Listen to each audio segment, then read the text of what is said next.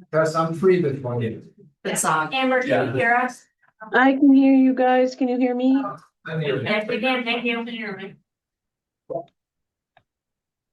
All right, it is 1:32, so I'm gonna start the July meeting of the Maine Recovery Council by wishing everybody welcome. Those who are here in person and on Zoom, as well as members of the public, both in person and at Zoom. We only have 7. Yeah. So we currently, will tell you, the Maine Recovery Council does not have quorum, which means we can still have our meeting, but we cannot vote on any voting items because we do not have quorum. Welcome to summer. But that's okay. I will apologize in advance. I'm looking at my phone, not to take messages or answer my email, but my notes for the meeting, I couldn't print it out, so they're on my phone. So I will apologize in advance if anyone sees that. So I'm going to start the meeting with introductions and ask that we start with Zoom. Amber, will you please introduce yourself? Hi, everyone. My name is Amber Pulsifer. I'm an individual in long-term recovery. I also serve on the Program and Grants Committee. I am an LADC CCS, and I am the clinical supervisor at the Comprehensive Treatment Center in Presque Isle. Thank you. Welcome, Amber. Paul Vinsel, retired physician, practice emergency medicine, addiction medicine. I live in West Bath. Oh, Joe Everett from the Opportunity Alliance. I'm a member of the council and attorney for Program Grants. and say Fitzgerald representing the litigating subdivisions. you. Peg Kimball, Chair of Maine Recovery Council. Cassidy Toole, Executive Director of Maine Recovery Council. Elizabeth Portier, Coordinator for the Maine Recovery Council. Brendan O'Neill, Office of the Attorney General. Tess Parks, I'm the Vice Chair. I am Deb Pullen, the Deputy Director of the Office of Behavioral Health and Treasurer for the Council. Thank you. Thank you very much. I will briefly go through the agenda. As we did the welcome, we have 15 minutes set aside for public comment, but we do not have anybody currently that is signed up for that. We will review the minutes. We will have a grantee spotlight. We have the low barrier shelters here with us today to share with us where they are, what they're doing with the grant dollars. There'll be a chairperson report, and Carol Kelly will be joining us to share with us about strategic planning. Then there'll be committee reports, governance, finance, and program and grants.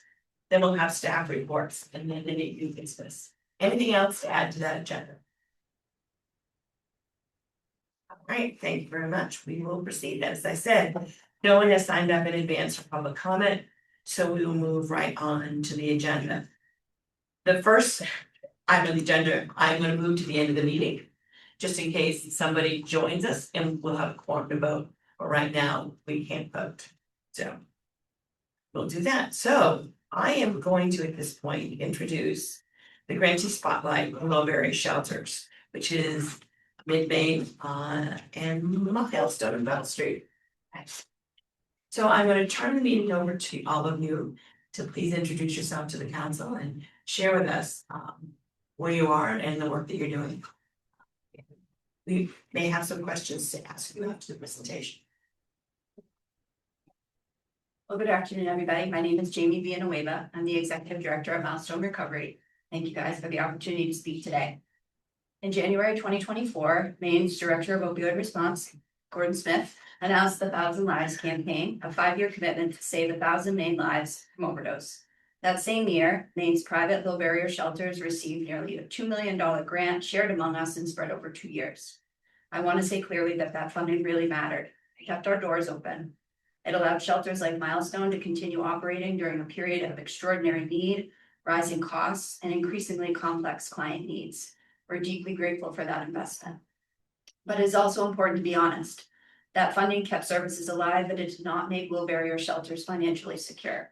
These programs remain fragile, underfunded, and heavily relied upon by the very systems working to reduce overdose deaths, connect people to treatment, and move people toward recovery. Since the 1,000 Lives commitment began, the 5 statewide private low barrier shelters represented here in this room have reversed 198 overdoses. Each reversal represents a person who was given another opportunity for treatment, recovery, housing, and stability. A low barrier shelter is not simply a place to sleep. It is an emergency shelter that minimizes obstacles to entry for people in crisis. Unlike traditional shelters, we do not require sobriety, identification, background checks, or mandatory program participation before someone can receive help. Instead, we provide safety, meals, showers, laundry, overdose response, access to resources, and compassionate engagement by trained staff. For someone living outside, actively using substances, disconnected from care, or repeatedly turned away from other systems, that welcome can be life-saving. For nearly 30 years, Milestone Recovery has operated a low barrier shelter at 65 India Street in Portland, continuing a much longer history at that location of serving people who have nowhere else to go. Every day, our staff say welcome to people experiencing homelessness, substance use disorder, mental illness, and acute instability. People arrive at Milestone for many reasons, but substance use disorders is often the central reason they need a low barrier shelter. Many have spent years disconnected from healthcare, treatment, housing, family, and systems that they no longer trust. For many, the shelter is the only door still open. But it is not an endpoint. It is often the entry point for recovery. This work requires trained, trauma-informed staff who understand that trust must be earned.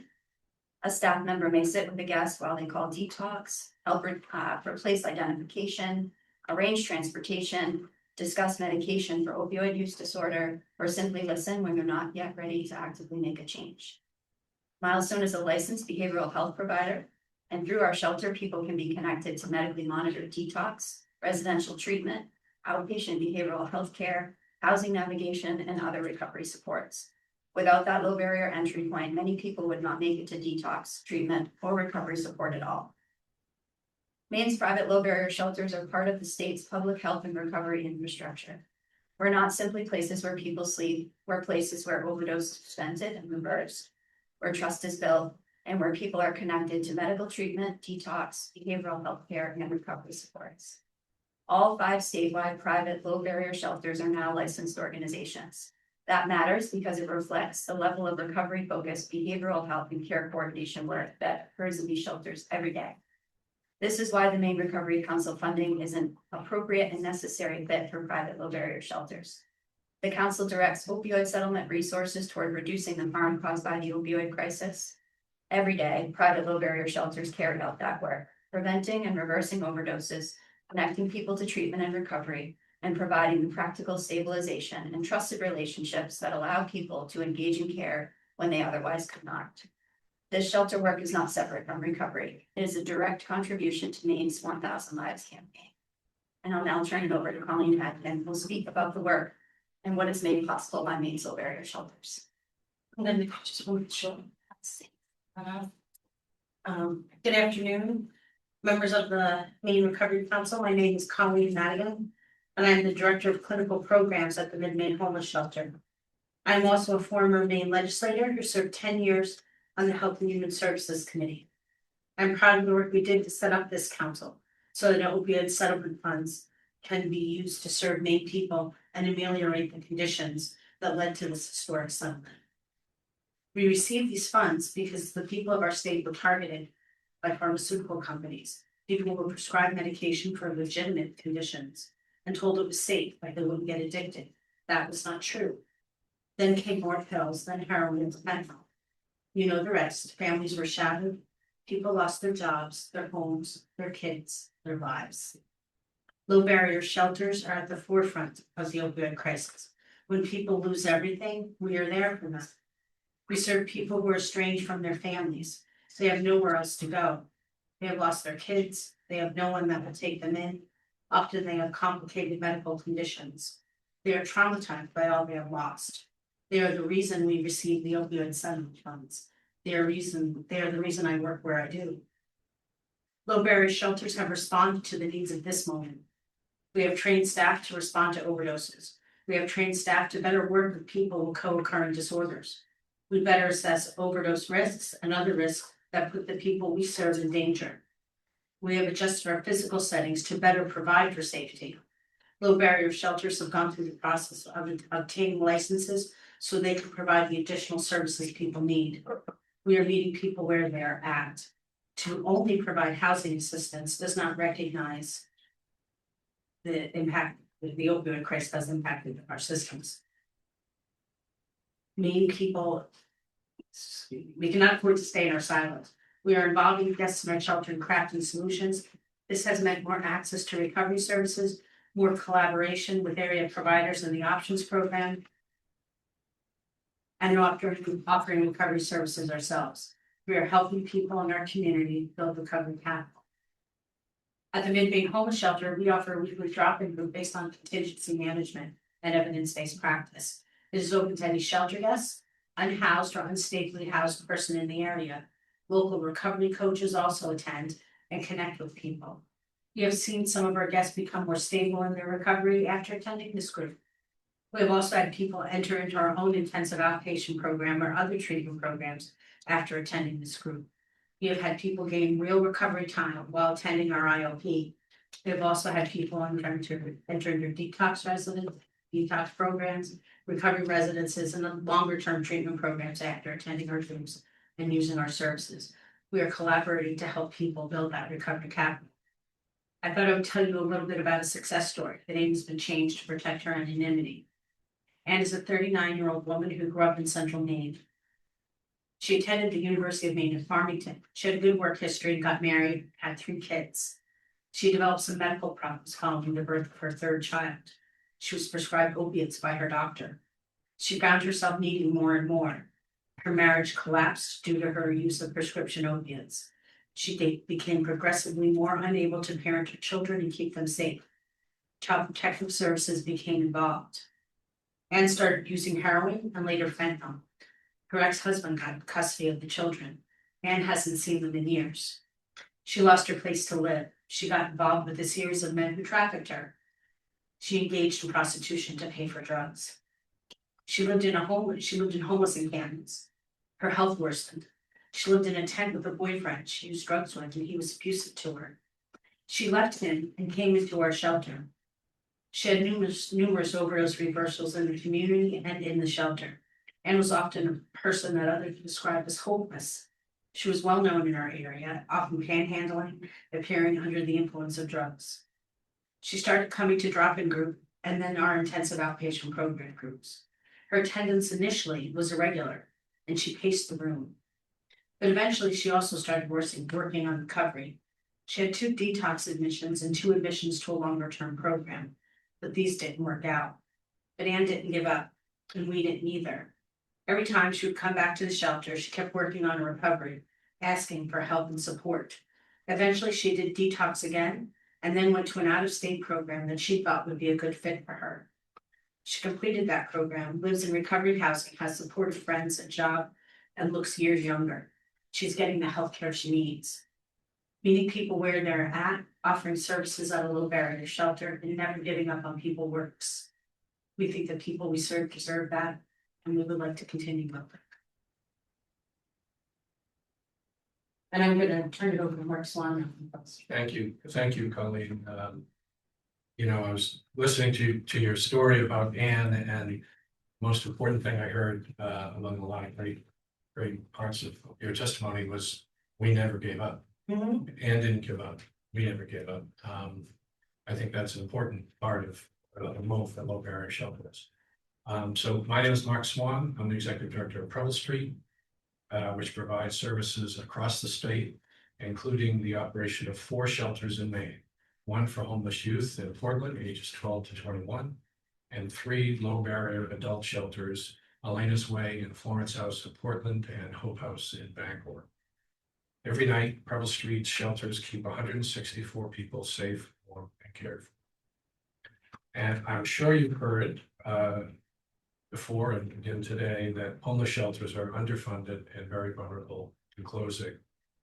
I can attest to that very, very much so, as I've witnessed in my time many shelters closing. I'm going to briefly remind people, as it's pretty striking, I think. The YWCA of Portland closed, and when it closed, 2 shelters closed, 1 for women and 1 for girls. Ingraham transitioned 2 shelters into other programs before they merged into another organization. Youth Alternatives closed a shelter before they also merged. The Western Maine Homeless Shelter in Farmington closed. Catholic Charities got out of the shelter business. Salvation Army got out of the shelter business. Maine Adoption Placement Services closed a shelter. And just a little over a year ago, York County Shelter closed, the only general shelter in the second most populous county in Maine. I was actually there the last day they were open, and it was just horrible and tragic watching people wondering where they're gonna go carrying a trash bag while trying to avoid the media. After Bangor's Hope House was slated to close, Earl Street got a call. We were asked to take over the operations. We very quickly discovered that of its approximately $2 million annual operating budget, there was about a $1 million annual deficit, half of its budget. After many months of due diligence, fundraising, and relentless advocacy, we were able to keep Hope House open and help keep 56 people safe each night. This was only because we pieced together several different funding streams. Most of them, if not really all of them, were very short-term commitments. We got a very generous private donor to commit $1 million over 3 years. The legislature and the governor created a new low barrier shelter fund, which supports all of the shelters you're hearing from today. And we received critically important grant from you folks, which we're very, very grateful for. So thank you for that. And I understand, I've been doing it long enough, this is what nonprofit social service agencies do. We piece together funding, we navigate ever-changing politics, policies, priorities, and we do so to keep people safe. And we're here again today, not just to talk about what we've done, but also to, on this never-ending quest, and ask for your help again to keep these 5 shelters, as well as a very new low barrier shelter in Lewiston, from joining that long list of closed shelters, which, as we know, leads to pretty devastating consequences for individuals, families, communities.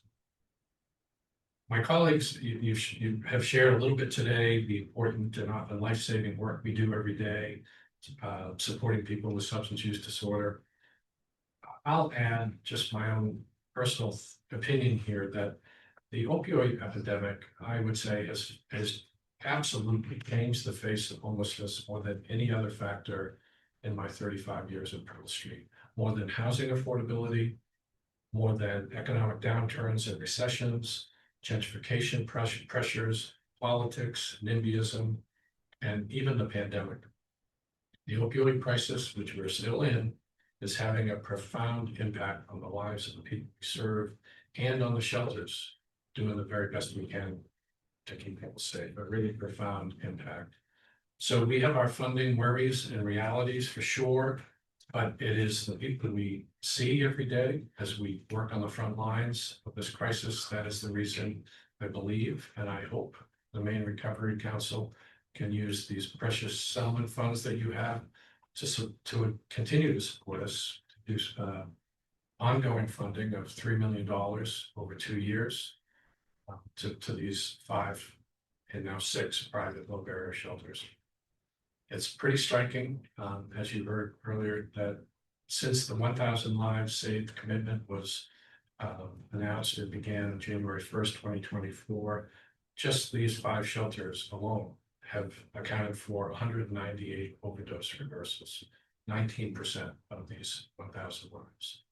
So we really hope you can continue to fund us so we can keep our doors.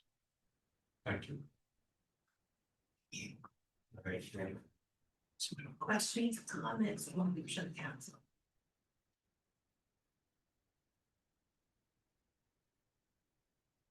I just want to share that. I so admire the courage that it takes to operate these shelters every single day.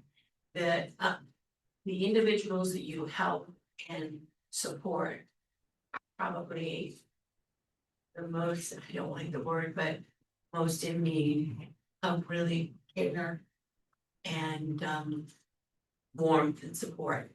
and appreciate that work. I mean, I've told this story 1,000 times, but my dad, the founding father of Hope House, there's a famous article in the paper where he was begging for $2,000 to keep the doors open. So the issues of underfunding low barrier shelters is, as we know, a long-standing issue, and it gotten worse over the years. Again, when my father asked for $2,000, and my father didn't know the word low barrier shelter, he just knew he wanted a safe place to keep what he called back then the canned heaters. He just wanted a place for them to have a bed and have a meal and to be warm, nothing else. And so that work is extremely important. And I hear that. I also always have concerns, and I've actually had these conversations with the peer recovery centers, is the continual need for funding. And continually, again, instead of doing work, you're always out there, trying to do this, get money. I tease in the 35 years I've been retired was doing this work. Being on the recovery council is the first time I've ever had money. I never in the whole time that I worked in social services wasn't down in Augusta, baby. And that's be the way it is, but it is the way it is. So my question in this long history of what I've just said is about, I hear your request from the council. And the council, Chastity will be in touch with you to hear what the council would need to have that conversation. But what other things are you trying to do in order to look at this underfunding and continually do your work? I know that you can't cut budgets, that's true. Is there any other things that you see in the pipeline or something that would help you? We probably all can type in, but go ahead, Colin. A lot of the folks we serve with substance use disorder are on methadone. And so methadone, as you know, is a bundled service. And so we run into problems with them. And of course, so we can't bill either section 13 or section 17, for case management. And I just want to tell you a brief story. When I first started working at Midland Homeless Shelter last February, last March, so a year ago March, we had a man who had recently got there. He came to our shelter, it came to our drop-in group once I started it up. He had recently been in Maine Med, where endocarditis following IV drug use. He was discharged to us. Methadone patient at the methadone clinic in Waterville, but we did not provide the case management, so they were supposed to be doing that. He came to me last summer saying, because he knew me from drop-in group, he was unable to walk to the Cumberland Farms to get a bottle of water. And so I knew he had had endocarditis until I found out he had had no medical follow-up since his discharge in February, that he hadn't received any case management. And so I immediately said, we're going to do this free, because this is a life-threatening thing. These are the things that kind of get in the way. This is a funding problem for us. And I'm sad to say that last month he died, because although we got him the medical care, I got him a primary care physician, and he got in there, a fungal infection had taken hold in that valve replacement, and they were never able to get that under control. He went through months of dialysis, which was quite painful. And his death was quite painful. And that didn't need to happen. And that's why I think the people we serve really are the most vulnerable. And that's one funding problem that we have, is that we would go to, and I'm sure you guys would all agree, that being able to provide that complement of services without having those type of barriers can actually save lives and can lead to recovery. I hope you pursue that. The fact that you should be reimbursed for more of the work that you do, I hope that. Let's unbundle methadone treatment. I remember the only unbundled methadone treatment program at one time was Acadia. They were unbundled. Because we were able to, in the halfway houses, be able to take a methadone client, and Acadia would bill for the medication, and we could bill them for the residential program, because the treatment and the medication were unbundled. And then when they unbundled, we couldn't take a methadone client into the program unless we get scholarship dollars because what, so unbundling, it makes a lot of sense, I think, for the jails also, it may help. Yeah, just one comment to that, the organization that I work for put in a bill last session to debundle methadone from IOP. It passed the legislature and sat on the appropriations table and never got funding. Yeah. But I think it at least showed that the legislative vote was there. So I'll be there, so I'm gonna put that bill in and I will be testifying to this joint. One other thing about that is that the behavioral health home model and the opioid health home model was originally developed on just. I was on Health and Human Services for 10 years. It was originally developed during the LePage administration. Mary Reagan promoted it as a way to save money. And it was meant as a way to, for folks who, behavioral health home was the original model. It was meant for a way to step down people who had been stable on Section 17 case management for people with serious and persistent mental illness. It was never meant to serve people with co-occurring disorders. It was never meant to serve folks who had multiple challenges, particularly homelessness. And so now we have that model now for opioid health homes. And some of the methadone clinics, some of the other providers are billing that. But people aren't getting the level of case management they need, which means that then they don't get the things, the very critical things that we could provide for them and bill for, which would provide more stability for us, because we wind up doing the work, right? We help the people we serve. It's revenue that would help you support your programs. Yes. So I think personally, homelessness should be disqualified for OHH or BHH. That's just it. Keep I'll just add too, and that was lovely to hear about your dad. I had heard a little bit about that. He was a I'm character. on my way up to Bangor after this meeting.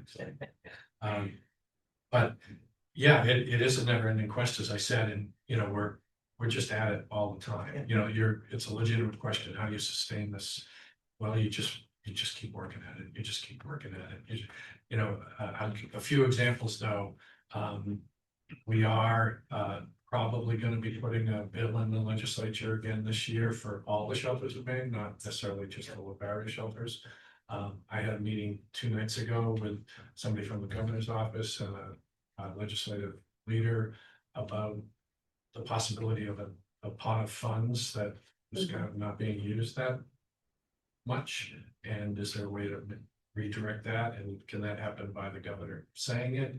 Does that need to go through the legislature? I think it's a long shot, but we're gonna try, and we'll get a little enthusiasm Tuesday night. So that's one more, when Pearl Street Board voted to take on Hope House, we really, we needed those 3-year commitments, frankly, from the legislature and from that donor I mentioned, as well as the support from you two. But every board meeting, somebody says to me, the cliff's coming, and they're absolutely right. It's a year from now, when it all ends. So that's why we're talking now with you, with other donors, with the governor's office. There's also about $22 or $24 million that comes into Maine from HUD for homeless services. Historically, very little / none of those dollars really goes to shelter operations. They go to other programs, other really good stuff. We get funding for some of our housing first. It's legitimately used, but the shelters have not really been part of that. We're hoping that can change. We're working on that with a group of shelters as well.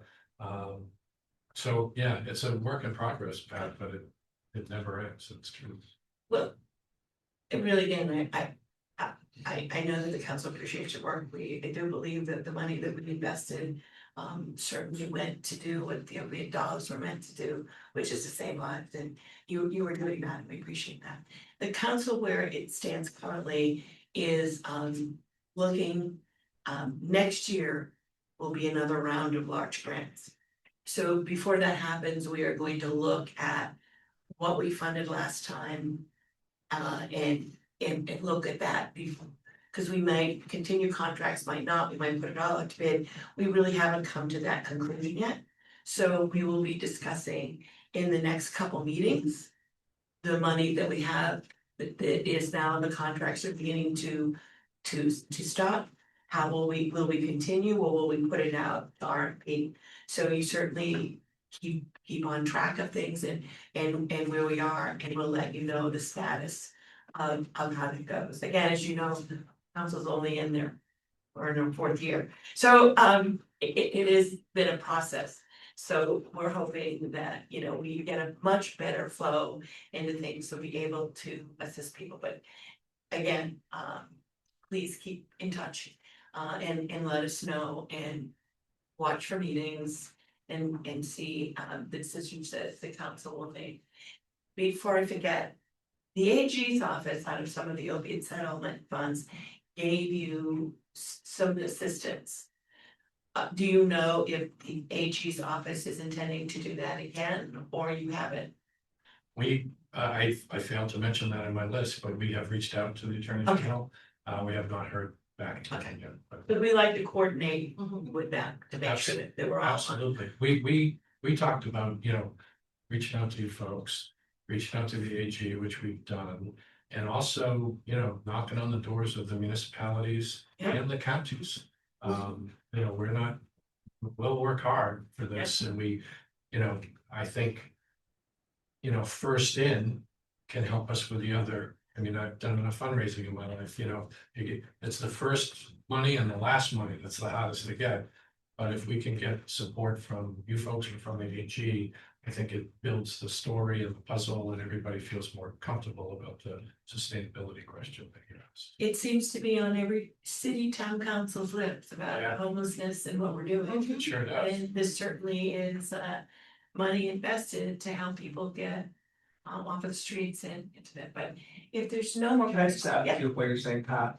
So as you probably know, like, some of us are down on the wire, this council will end, there'll be a new council, so I really know many of you well and value your work, and I know that the people, you lost a lot of people in your shops due to this, due to the opioid crisis, so it is money well spent. Keep raising it up, keep coming back, keeping calling chastity, like, I totally get, because I'm in your shares in a different way, that you need operating money.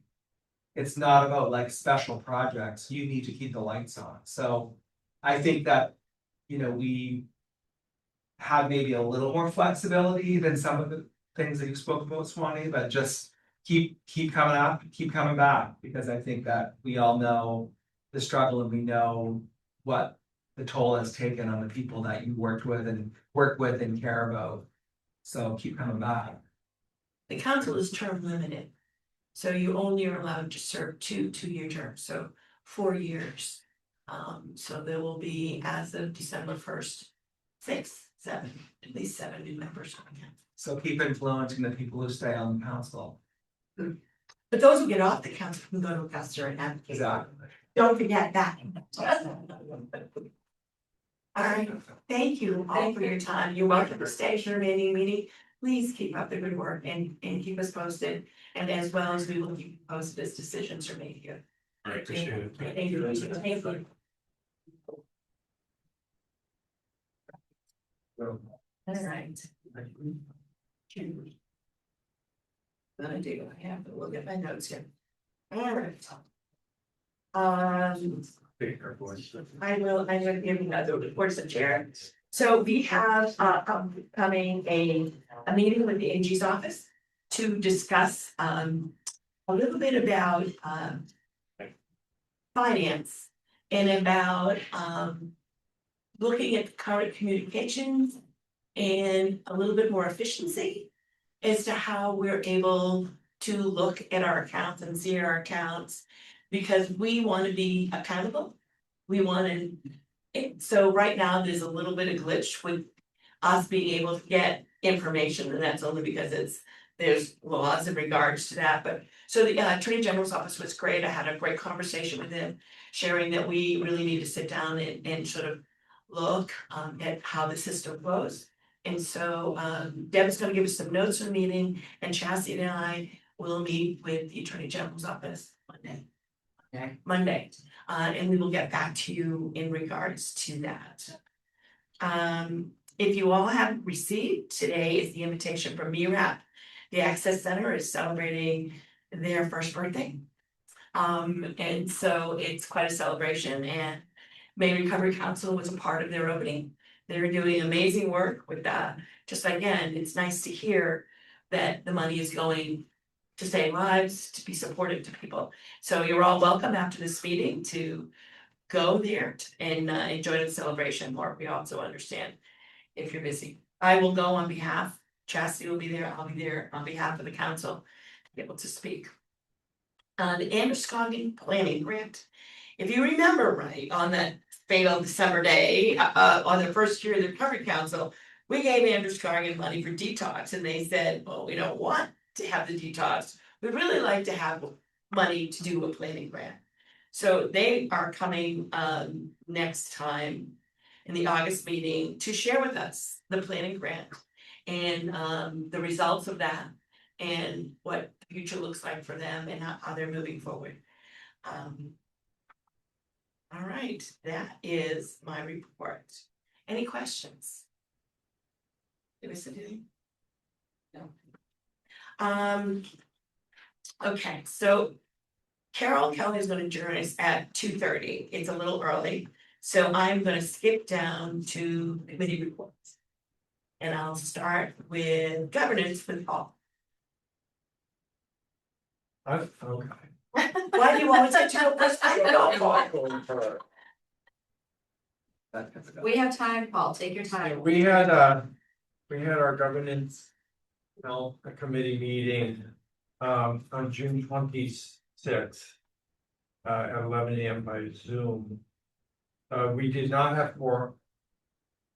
Kind of a summer problem. Yeah, so it was probably, I feel.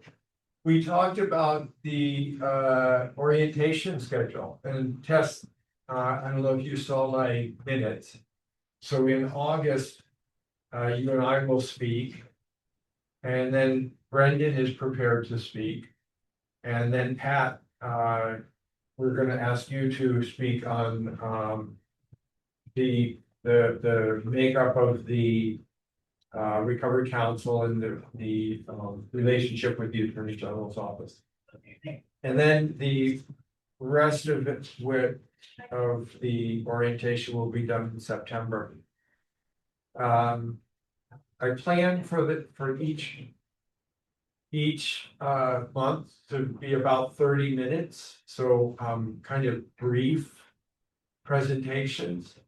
But there's no way to really plan it, to be very, accurate in that planning as far as time wise. I think we'll just do the best we can, but everyone who's speaking knows to be distinct and to the point.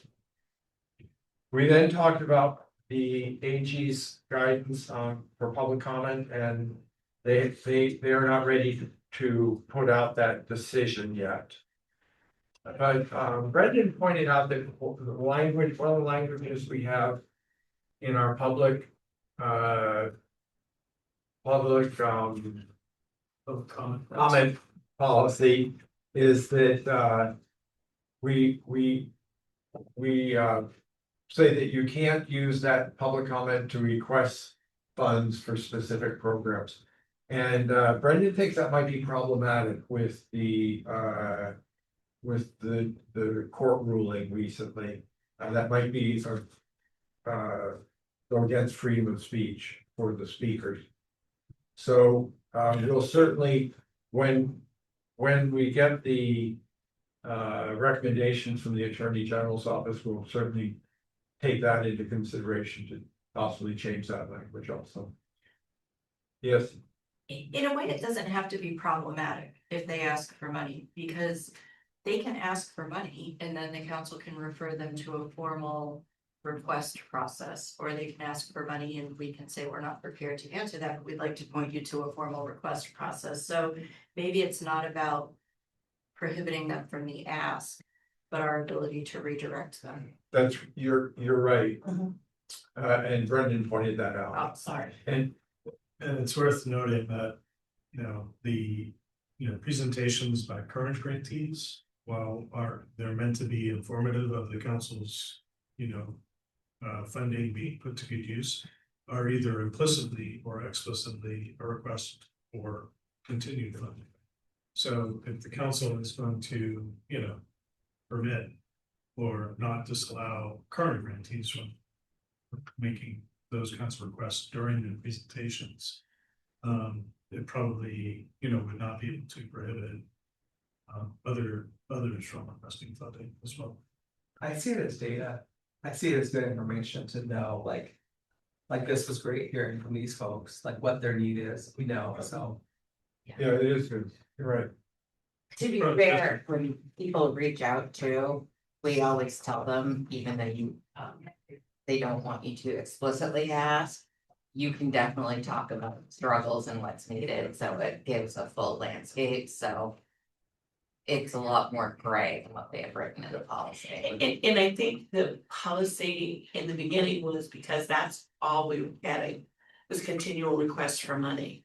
And so it was like, are you gonna spend all of public comment just, and again, I think that has slowed down. I think most of the requests that we get now are legitimate concerns and whatever, but we were getting, and again, a lot of that was a lack of education on understanding what the funds could be spent on. I mean, I can remember the first year, I would get lots of questions requesting money from individuals about very personal things that had to do with the opioid crisis, but it certainly didn't fall under the guidelines of the settlement. So I think that was sort of the intent, that the public comment wouldn't have all of that, but I think that for the most part, the general public has a fairly good idea about what's going on with these funds, and most of the requests we get to come here and talk will probably be, again, and Deb's right, we'll just listen and then tell them procedure, and we have to follow, but again, you're also collecting data at the same time. I mean, today was an example. They came to share with us what they did with the grant dollars, but they also shared with us the continual concern about funding to keep the doors open. I mean, I didn't realize, Shell sometime, I didn't realize your shelter closed. Oh, you did. How old was that shelter? That was been in years. Yeah, I mean, decades. that's just sad. I know that I was so relieved when Preble House in February took over Hope House. But when I heard that your kind of shelter had been there. And they were so much more than just a Yeah. shelter. I mean, They they ran a really resi- had yeah. a beautiful program. That's the kind of thing we wanna know. With that, is part of the thinking for their county that it's gonna be like wrapped into this new project? I don't think so. No. I think that they were independent of one another. Yeah, no. I mean, could there be some transition? Maybe-ish, but it wasn't intended. Just that. One last word on the public comment policy is, there's no, I don't think there's an issue with, language in the policy that is aspirational. But we, the council would probably not be able to, shut off somebody's public comment or asking for money or in certain circumstances. Went to the City Council meetings. So for next steps, would we have, I know you had made some suggested changes before. At our next governance meeting, would we have something that we could, if we have quorum, hopefully vote on? It's possible. I had an intern review, the policy of that court case at issue. And I need to now review that person's work. And also, I don't know when the next meeting is. That's next on my speaking. Depending on when the next meeting is, I'm out for the next. It should Okay, so I'm out for the next 2 weeks, and then I'm more focused on the August presentation that I'll be doing as part of the orientation. So it's possible. So the last thing we discussed in our meeting was, currently we have governance committee meetings, every month. And we're finding that it's harder to fill up the agenda. And the need for a governance committee meeting every month is probably not there. We didn't have quorum to vote on it, and we don't here now. But, we kind of came to a consensus of all the people in the meeting that we should continue to set aside the time for a monthly meeting. But right now, having the meeting quarterly would probably be more efficient of our time, and we could probably get more done doing that. So if there's no objection to that, as the chair of the governance committee, I'd like to set our next governance committee meeting for the fourth Friday in September. I don't believe there's anything in the bylaws that says how often you have to meet. So I think if the governance committee decides they want to meet quarterly, I think they can do that. So that would be the 25th. Oops, of September.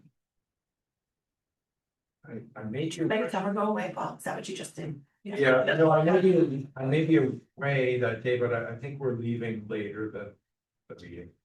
If not, you got a vice chair. Yeah, that's true, thank you. So we'll have our next meeting on the 25th. I also, I mean, you don't have to have fidelity to that particular day.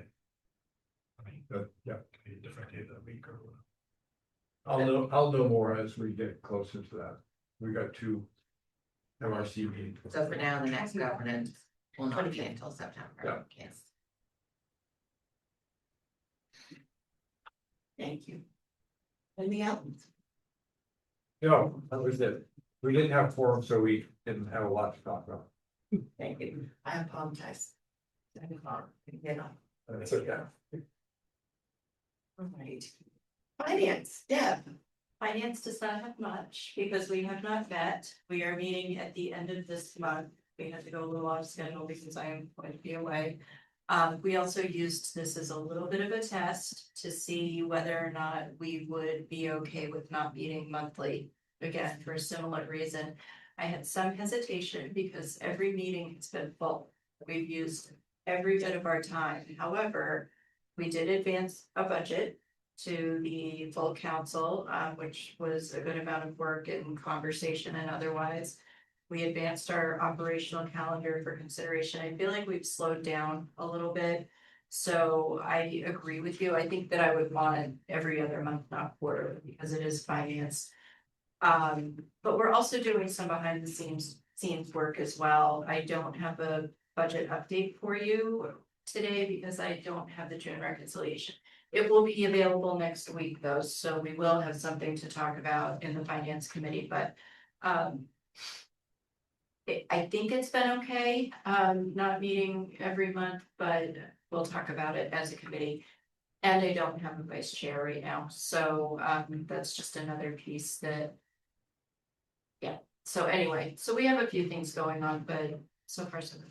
And is our next meeting the 27th of July?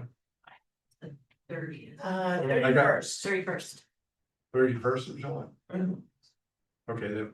I've got it in by 3. And also in that meeting on the 31st, we'll be able to report out what we learned from the Yes. Attorney General's office. Yes. About streamlining some of our ability to access our reports and funding, so we'll be able to report back on that. And I have some ideas, so we can talk about that, but yeah, yes. I think that's all I have. Great. Any question? Oh, Jesse. Instead of burying this down in the staff reports. We had a grantee reach out who inquired about if they put their funds, because we give the money up front, into a high interest bearing account, what's our policy on the interest? Which obviously we don't have one, but our funds, the interest goes back into the recovery fund, so. Talk to Deb, talk to Brendan, we're all basically under the same thought process of put the money back into the project, like, we don't want it back. but we'd like everybody's thoughts on that.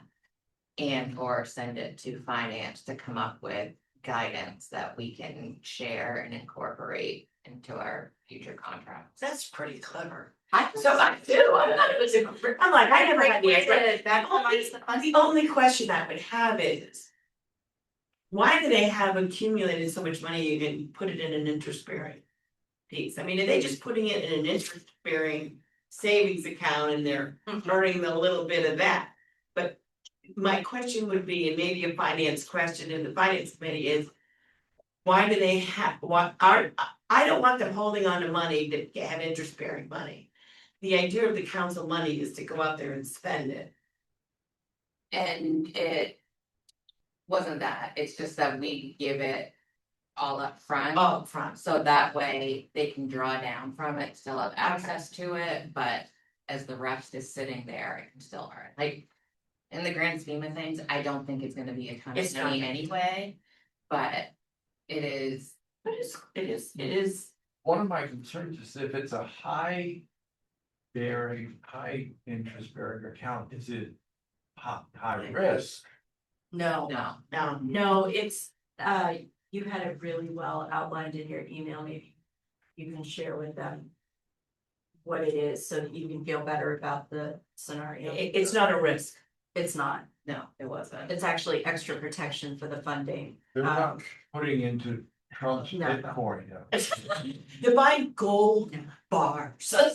I mean, I was at the meeting this morning where this got discussed. And so I can just report that it's their own banking system, and I think that.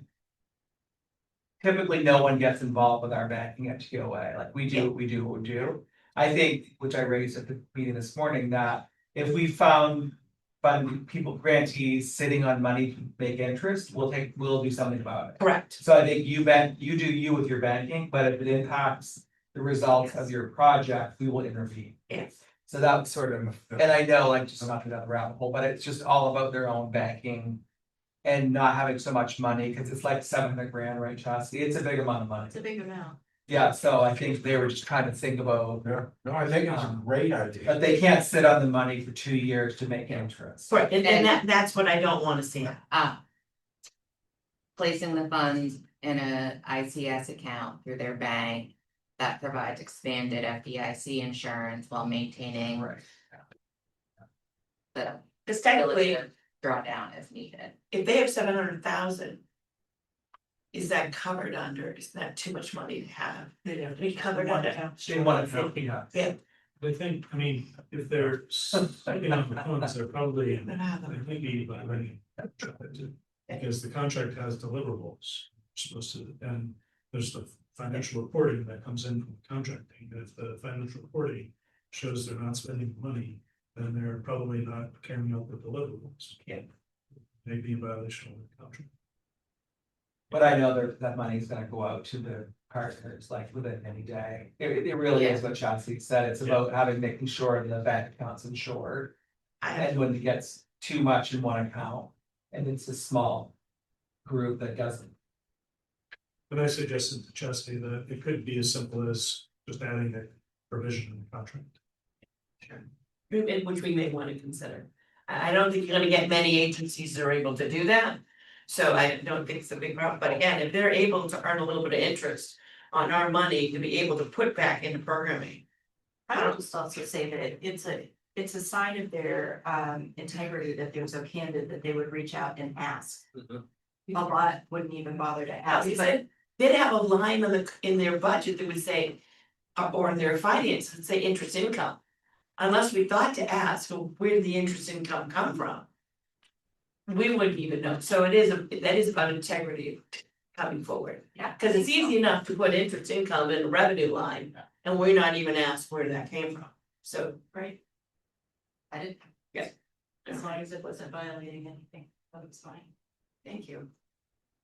All right, if we have nothing left to finance. No more questions to finance.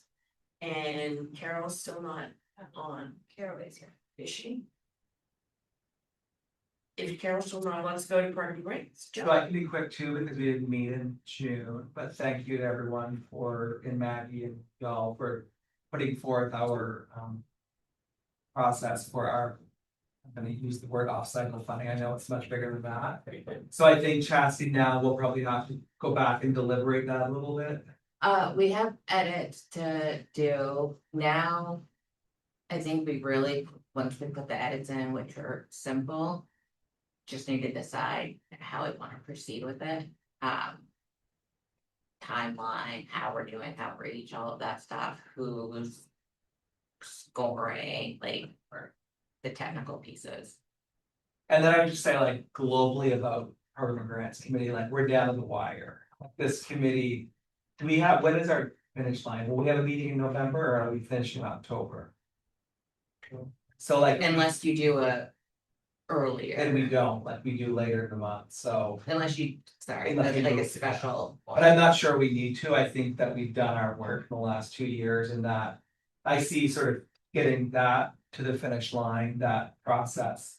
And then talking about, you know. Can't find my words. Just we talked about. You know, understanding community need and how we get data, how we do community needs assessment, and that led to a conversation about. Getting feedback like the prevention committee and the school group did around stakeholder engagement across the state. Again, this council will not be implementing that, so we can talk about it and then hand it off to. Chastity and Elizabeth. But it will be, I'd see those as sort of the two big Yeah, pieces, because there's no more money to. Yeah, the only real thing you would have to sort of wind things up is again. Deciding now that we've done the off cycle or whatever we call that policy, just determining how to find a company that will be able to, an organization be able to do that for us. That piece and having that conversation and tell Chastity, give her some direction, what that looks like. And also pushing forward the education one a little bit. Now that they've done that finalized report on the education funds, what's the direction? Are we gonna do like we did with prevention and place that out for another company to do that grant for us? That kind of thing, and that's about it until probably the first of the year when a new committee, and then that year, as I said before. In the next 2 meetings, we have some decisions to make as to, again. The first year and the second year, the grants that we did, those are running out. And so we have to determine if we're going to continue funding some of them. Or not, or putting them all out, and that will be done, or conversation with this meeting. And the next meeting, so we'll know how much, and then January, you'll really be pushing another round of a big RFP. But you need to know, again, we decided to do the peer recovery centers. We're gonna talk today, Chesley's gonna show us something about the SSPs.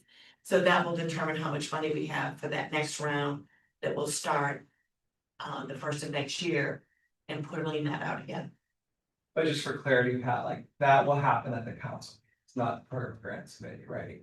Because that's a bigger, like, we gotta move it. Yeah, it's a big picture. I mean, we talked about, when we put those first round of grants out, was the intent to do them long term? Or was it the intent that they were one-time grants, one time only, you have to reapply? So those are the conversations the whole council has to have. To determine what will happen come January, February, when you deciding how much money you have. Cause you don't wanna put on a RFP for money you don't have, you gotta figure out, this is how much money we have. Because some of those grants that you awarded, they were one time. That's what they were. So what does that look like and how does that move forward? And those conversations were had. Well, and from an operational standpoint, do you want somebody who's looking for ongoing funding to go back through an entire grant process, or do you want them to have an application for essentially a contract renewal? Yeah. Because nothing's changing, it's just. Which is so much easier to say, So, we gave you 50,000 the last 2 years or whatever, so I'm just pulling money out. You wanna fill out an application to say, gave you the other 50,000, what would that money, would you continue doing what you're doing, those kinds of things, and then we would know, but some of them will have to go out to RFP again. So, But I mean, I think that the next council are gonna need to pick that up, like renewals versus new, like. Yeah. They're gonna have to, because they're the ones that are gonna have to Right, switch right, through it. right. Yeah. Again, we will look at it and they will go from there, but again, that's a start. For the new year for them to be able to determine, but you really do have to get that money. There will be another big round of grants. Come beginning of the year. So Joe, for programming grant. Everyone else is moving to like every other quarterly. Are you staying monthly? How do you think should handle? I think that we should take the month of August off, have August recess, so we can be in July and then. Not August, then September, and then we can decide if we feel like our work is done. I just think the July meeting, because it's fresh, we got through, it made it through the council vote and now that we can. Take a Perfect. recess. Just keep moving and grabbing here. Is Carol on? All right. So we will now hear from Carol. Hey, Carol. Hello. Hey, everyone. The How are floor you? is yours. Nice to see everyone from a distance.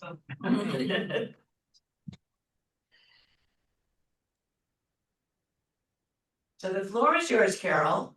Oh, great. What do you want? Well, thank you. Again, great to see everyone, and thank you for inviting me to just pop in and say hi and give you a quick update.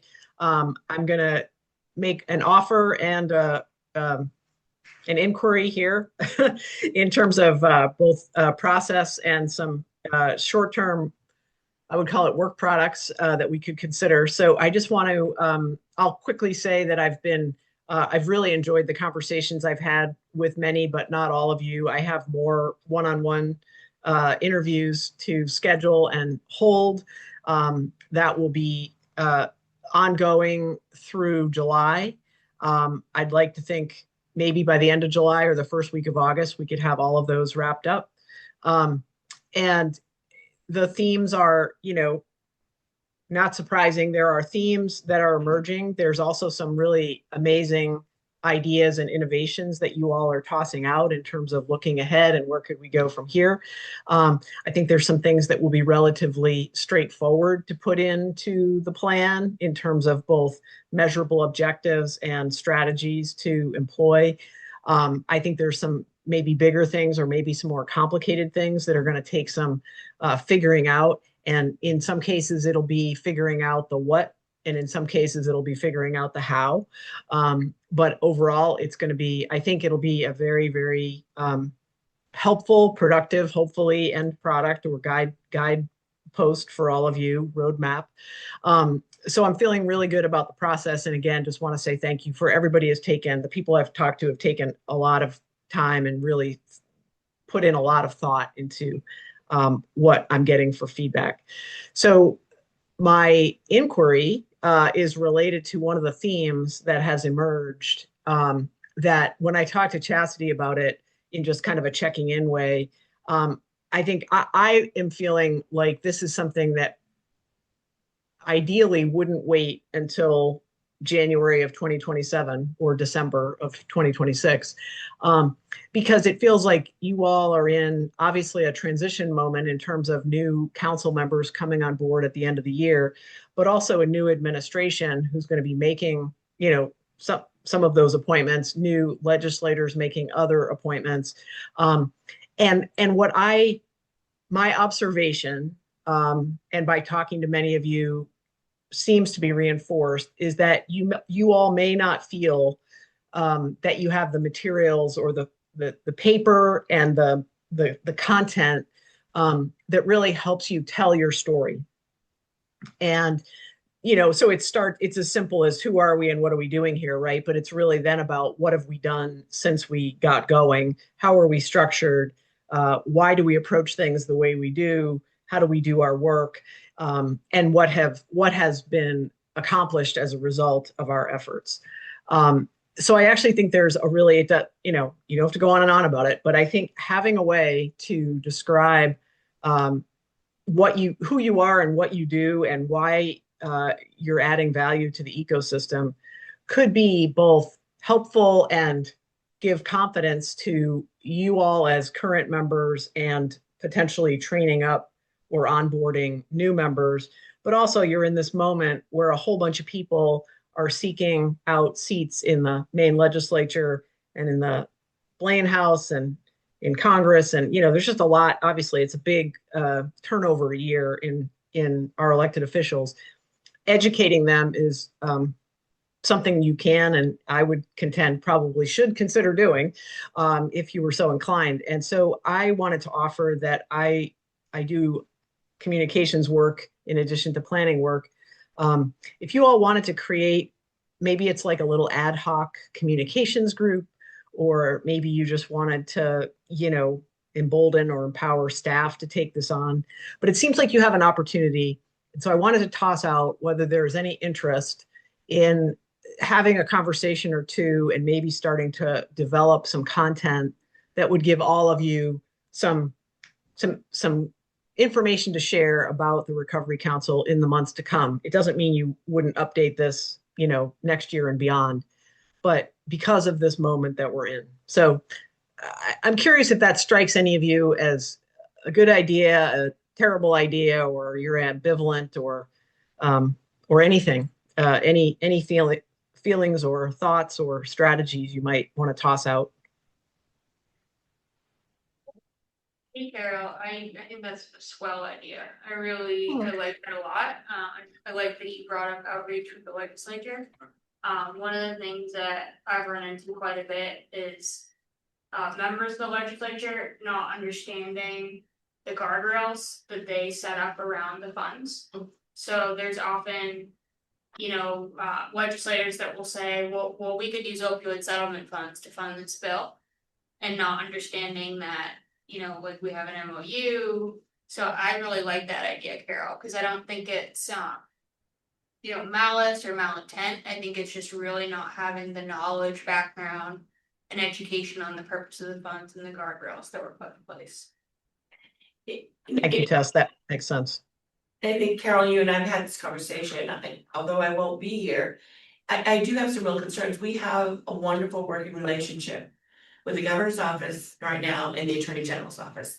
They understand the work that we do, they understand the opiate settlement funds, and again, not that I'm saying that somebody else different coming in wouldn't, but again, this has been a relationship that's built, because basically they were with us ground one. We've only been in existence for 4 years, they've been along with us for the ride. And so I think that the council really needs to advocate and educate legislators, office holders, to be able to continue their work. And if we're ahead of the game, if we run into trouble, we don't say, oh, we should have, you know, he obviously or she obviously doesn't understand. Again, if we're ahead of the game, that just leaves us to do our business and to move forward without getting sidelined by all these lack of understanding kind of thing. So again, for me, we've had a wonderful working relationship. We have a governor and attorney general who the opiate crisis has been a priority for them.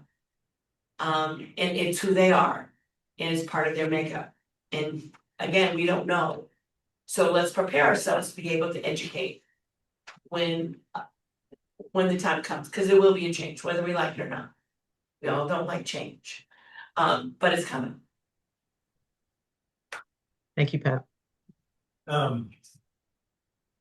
One question is, you know, I guess for the council to think about is how, like, you know, this proposal would dovetail, if at all, with the orientation that Paul and the governance committee are talking about, for telling the council itself its own story. And, you know, just like, it occurs to me, you want those to match. so that there, there isn't. So that the council is clear about its story and that it tells the same story externally, if that's what we're talking about. Yes, I think that is absolutely essential. And I think it is part of the opportunity is that this could be a tool both for the immediate and maybe even unexpected opportunities you all find yourselves in your communities, talking to policymakers, current or potential, just talking to community members, family, friends. But also when new folks are appointed, having that foundation of shared understanding of our story. I think it helps bring people into the team um, quicker and it's just more in alignment. And I think, as Pat was trying to say, maybe just efficient, right? Because you're not trying to reverse or dial back bad information or misunderstandings. I also think it codifies institutional knowledge. And if you don't do this in a way that is going to be there for perpetuity, then it becomes oral tradition each time the council members change. And that's a game of telephone. Things are going to change over time. So being able to codify it early is a really nice opportunity for the council. It's one of those things that I understand term limits and then I don't. Because a lot of times with term limits, you do lose history. I mean, I joke, when I worked at Wellspring, there was a gentleman, he's actually still on the board, who had been a part of that board since 1968. Oh, wow. He's a founding father of Bangor Halfway House Wellspring. He's still on that board. And his knowledge and history, when you say those things, well, why did we do it that way? I mean, he'll say, oh, I know what happened there. And again, when you have term limits, you lose that. So it becomes even more important that it's written, that it's there for knowledge base to be able to look forward. It's not that you want to stay stuck, but it also gives you that piece of history that says, oh, that's why we do it that way. But yeah, Bill Shirk's been there since 1968. God love it. Yeah. I appreciate this feedback, everyone, and I wonder, it's hard because I can't see you actually all that clearly. Is there anybody that this idea gives a little heartburn to? Anything we should be thinking about that might take a plot twist that we might not have said out loud yet? Well, Who would be writing this? Well, I think, again, you all can decide how you want to do it, but I sort of was hoping that there might be a subset of you all who already think about stuff like this and maybe even have some skills in this regard, or you just have generally, practiced it out, on your own. I would be more than happy to try to collect what your ideas are. We could also see if there might be other volunteers who could join in, but I am offering to at least take a first stab at it. I am no graphic designer. So if we wanted to make it look good, then we need another person in there. But in terms of just capturing information, I do a lot of communications work, and I know some of you do too. So my hope was that it could be a group effort.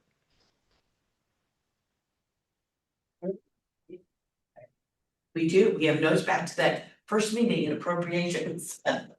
Yeah, I think it's a nice idea that, and while you're working with us, that we put out a feeler to see what council members would like to be able to be part of that conversation.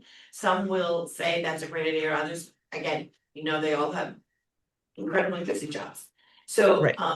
we can, again, I think that's possible, to be able to, we have not a lot of members here today.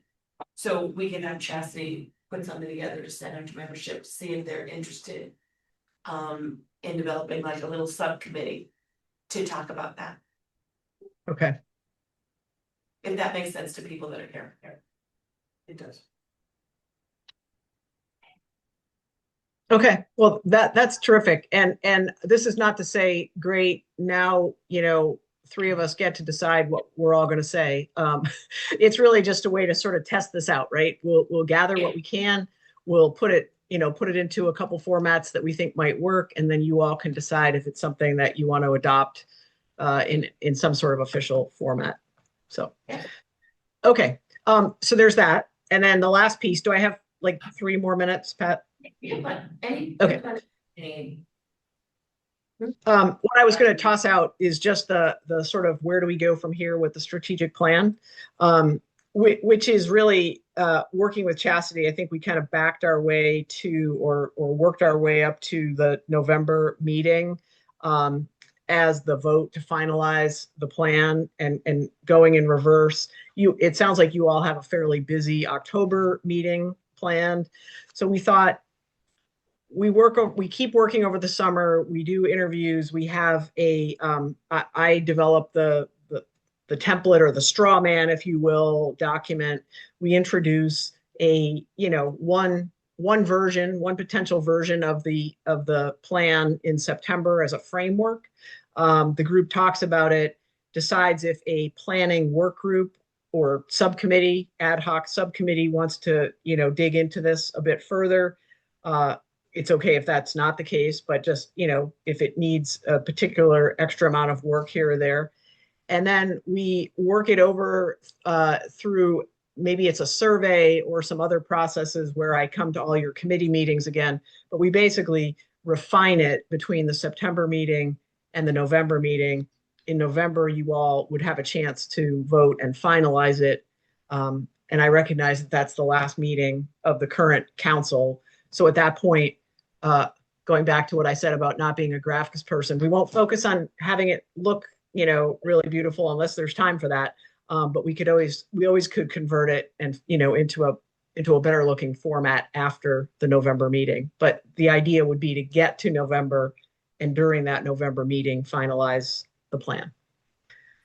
How does that sound to folks? Any comments, questions, improvements?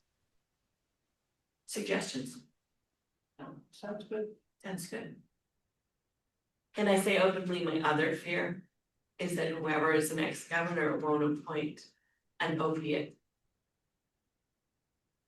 Gordon's exactly. I'm the director of opioid response. Opiate response.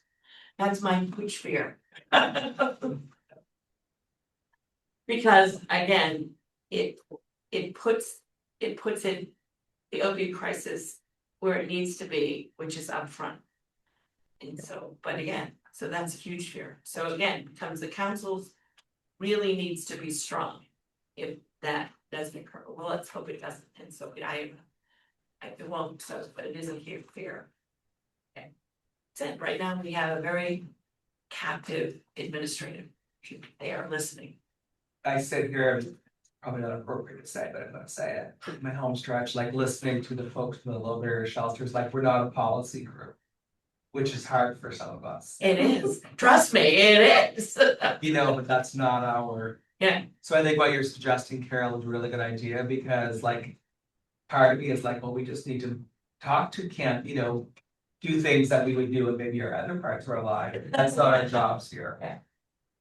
Yeah, it is hard, because again, we know what our role is in council, but it intertwines with so many things that we see. Like this times you just want to, march down to Augusta and the chambers and say, what are you people thinking? We can't do that as a council, that's not our role. So yeah, it's hard. Tess doesn't. But that's Tess's job, that's not a member of the council. I wish we had a policy where we could provide either for or against. Cause I think we would have such a credible voice in being able to bring so much information to the legislature, but I know that that's not within our bounds. But it is, if you sit around the table and look at the people that are around the table, it is a powerful voice.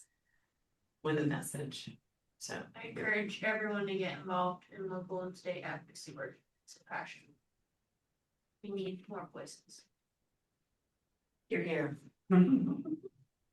Carol. Thank you, everyone. Thank you very much. And if there's anything else we can do, please notify us. And then that, No, this sounds great. I'll be in touch with Chastity about the communications work group, fledgling communications work group. We'll get that going. Thank you, everybody. all right, Thanks, thank you, Sarah. Carol. See ya.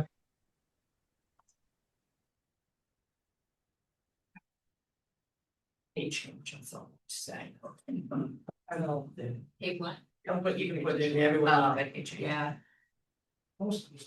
I have to accept change, it just.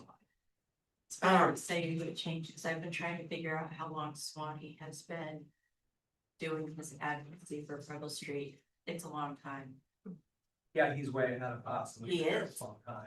Yeah, And yeah, he's young, I know. yeah, he started young. It's remarkable. It truly is. People are dedicated, they just keep plugging. It is, all right. If no other questions, I'm gonna turn this over now for staff reports. Where would you like to start? So I plan to come to this today with recommendations for what we do for the SSPs going forward. And that was my plan up until yesterday afternoon. Because the CDC is also doing, I reached out to them to get information, like what's the landscape actually look like?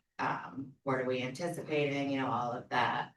And they're doing their own assessment right now, and they said they could give us a much better picture before next month's meeting. So we know what it looks like for existing funding. What they said, Gordon was on the email. So, but there are still some pieces of this that I want to talk through. In what we have for our existing SSP funding. You know, it started flat, 75,000 a year per year for each site. For the most part, that's where it stayed. There are some variables there. We have a couple that get a little more that we redistributed from the contract we terminated. And in looking at how we go forward, I want to hear everyone's input for what you're thinking on that. Like, obviously, like, if SSP is still a priority, the easiest, quickest is to say, just renew what we have. But that not necessarily gonna be the most helpful either. So I'll leave it there first to get feedback of what people were thinking as this has come up over the last couple of months. What are the needs? Why wouldn't it be the most efficient to? Or is Just that keep it to keep like it? it like Yeah. that. So like the biggest example that comes to me in thinking about that, we have a couple programs that they get $150,000 for 2 sites and see maybe 10 people a month. Which is fair, those people still need that, and you know, a very small amount of supplies. They're spending more of their stuff in overhead, also fine, but then you compare that to like Portland Public Health.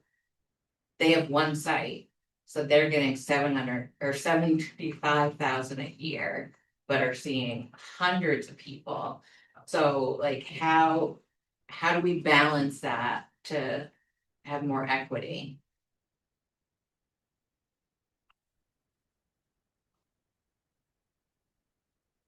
In the bigger question for me is the council looking not to put it out to RFP, but maybe either do an application with a budget or whatever and secure that money for the SSPs without sending it out to one?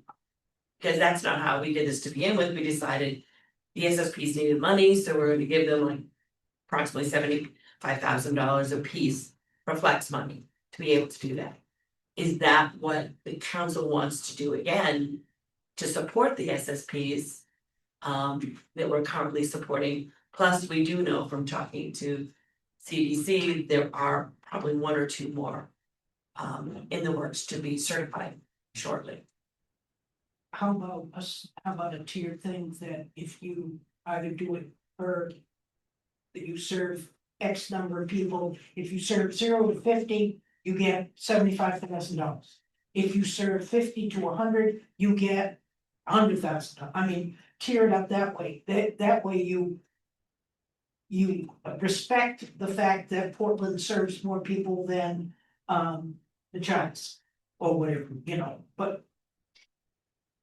Why would that work? Yeah, I think that's a really good idea, of some type of tiered program. The only thing with Pulling people into. the only thing with serving is a tier program. Do larger cities have more money available to them than rural towns? And that would be the only thing that I can wait, so just like, I don't like to pick on Portland, but I'm gonna, so they're a big city, so Portland has lots of money coming from lots of places. Where if you have Caribou, Maine. They don't have a lot of money coming from lots of places. So that would be, I like the tier thing saying, you know, if you're only serving 10 people.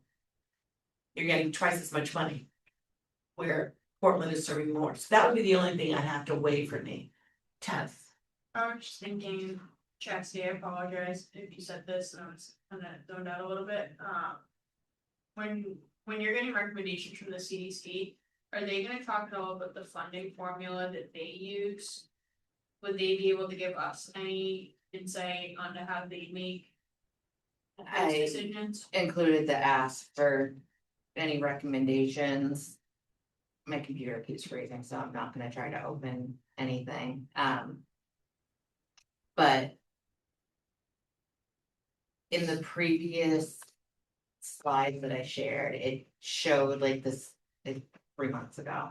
One of the slides at the end showed what the existing funding is, and it kind of shows how they do break that up. I'm worried if we overcomplicate, like, one, it's going to delay any decision making, and two, this one. Yeah. So. That, Elizabeth's putting it up. There are ways to get at what you're saying, Pat. I think what I sit with is bandwidth capacity, so. You could do a tiered system also based on rurality versus urban. You could instead ask them to submit for a renewal and submit a budget, but then who's gonna review the budget and make sure, so. Anything that we do, I just always think we have to think about who's gonna be vetting this, what is the bandwidth, and if we overcomplicate it. We're not overcomplicating it just for them, but for us as well. Exactly. Part of what I also asked, when we originally did this with the SSPs. We set aside a little bit of funding in that for new programs that came on. Which new programs came on before we got the first contracts out, so they like fell right into it anyways. But part of what I intended to make for a recommendation was to do something similar again. Because as other programs are getting certified and there hasn't been money there.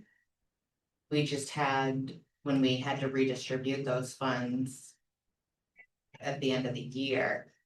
Part of what we did with that was giving it to programs that had just gotten certified, but there wasn't any money in the current CDC. Budget for it, so they made recommendations, so. I would like that to be part of it, so figuring out the baseline of how I wanna do it, and separately, are we going to? Have something available if new programs come on. They said that there could be up to 4 or 5 over the next year.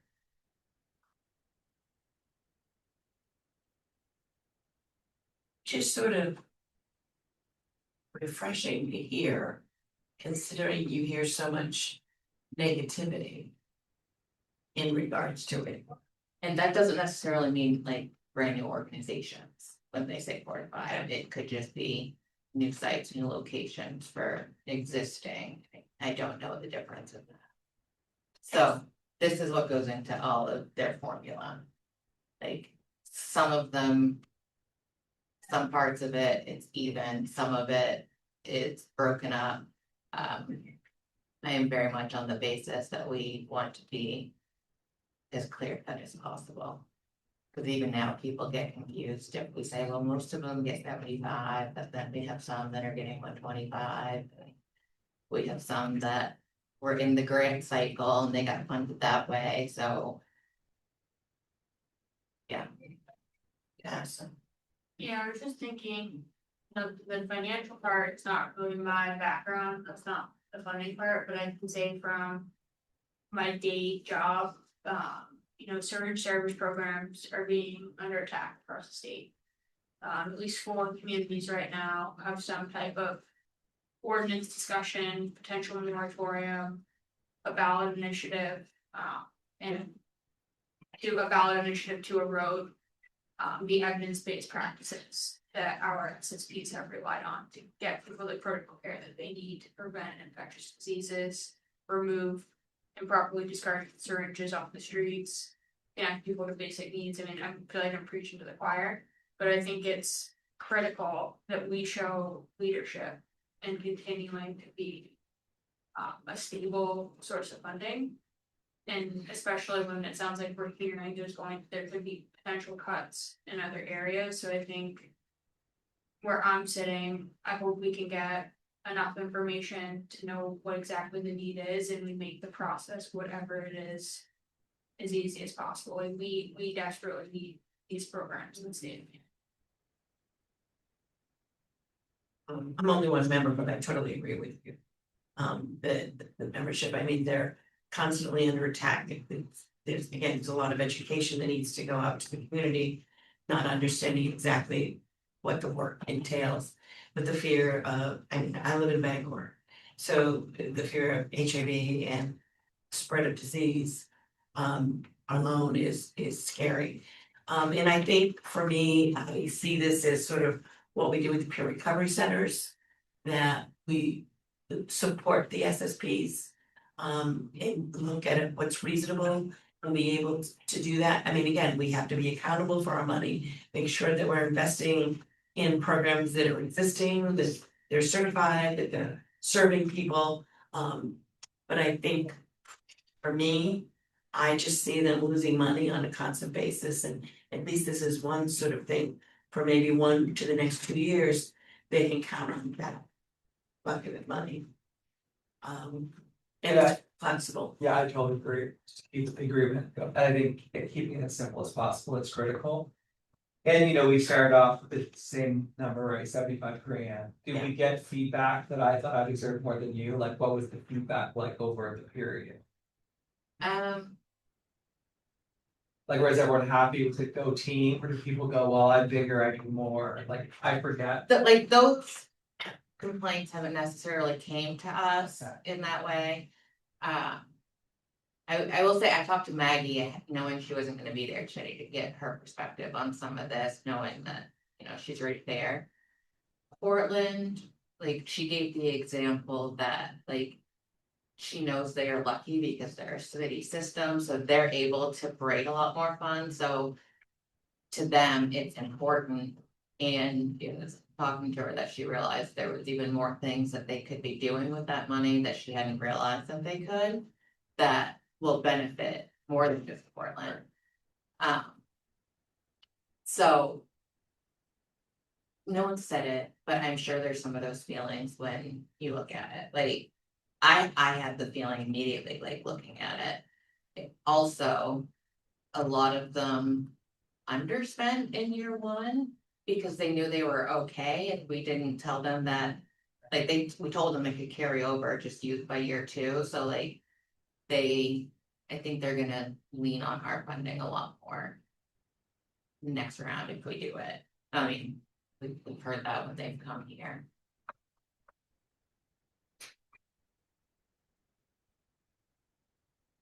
Gordon. A member of the audience would like to speak. Or No, I'm clearly speaking in my role as director, so I just want to offer a couple things. Number one, I'm really glad that Tess talked about the general milieu out there, because it's, I mean, just while we've been sitting here, I got more information on the Lewiston ballot initiative. Can you imagine in this environment, putting on the ballot, you know, return to a one-to-one exchange? And the work that we're going to have to do to talk about the science of why even 100 is actually very reasonable and not in keeping with public health recommendations. So it's really gonna be a bit of for the next 4 or 5 months, gonna be a very big struggle for all of us to just maintain what we've got. Secondly, so your support is just absolutely critical. Secondly, absolutely the priority should be simple. You know, they're not in a position to respond to another RFP. Don't take that, they need to be in the community today, helping people, not trying to figure out how they can respond to an RFP. But having said that, from my standpoint, you've got to look at this formula because it is grossly inaccurate. I love the idea that Betsy actually mentioned, do something that's flat, that's 25,000. So, you know, because there are some, I really appreciate what they're doing in the rural areas. But you can't put yourself in a situation where some organization that's doing 500,000 distribution and providing lots of services, and I think it's really important to recognize this is not just about syringes. You're not just paying for syringes. No, we're paying for the connection to people to get to be connected with services. It's clothing, it's food, it's coffee, it's connection to people. If any of you have had the opportunity to actually visit sites, it's remarkable. Now we have the 4 or 5 FDIR machines, right? So it's just, it's fantastic, and it's for one connection what we have. When I have to think about, well, how many people are using, how many beds do I need? Where am I gonna get that information? Except extrapolating from national surveys that I don't even believe nationally, so why should I believe that they can extrapolate to just the percentage of Maine population and conclude that, okay, I got these many people with opioid use disorder? No, let me look at the syringe annual report and see that we've had from 8 to 16,000 clients of our programs. Well, those, and perhaps they're just redistributing to even one other person, say, in their household. So it's just incredible, but the work that's being done, but I don't see how you can give an organization that's got maybe 10 regular clients coming in per month in a very rural area, and we want to support that, of course, but we collectively did the right thing. We did something that was straightforward at the time, got the money out the door, really helped people. But now that you've got a little more time to think about it, I put it into one of your relevant committees and have them come up with a simple formula. And you know, I really appreciate what's going on. And do not over rely upon the state regulatory agencies. If you look at that chart that was just up there, despite my asking for 8 years, they're not putting really any CDC budget into these programs. The money is coming from OPH in our little substance prevention treatment fund to the tune of almost $1 million a year, which doesn't leave anything left in that fund for anything else, frankly. And they're relying upon you and private philanthropy, particularly has been particularly generous to organizations like Needle Point Sanctuary and others. So again, I worked closely with them, and Sites and I spent nights together in the Auburn City Council. We got to go back there in 2 weeks. At their invitation, they're really doing as well as can be expected with the number of people that they have. But boy, I think you need to do your own formulas and not overly rely upon just what the CPC and may be, recommending. And by the way, a lot of their staff is brand new. In the time I've been there, we had Lauren, right, and then we had Caroline, Lena, and now we've got Elena, all wonderful people. But that's why I really think you have to kind of, you're very fortunate. You've got staff that's got experience in this kind of work, and you're very fortunate. We're very fortunate for that.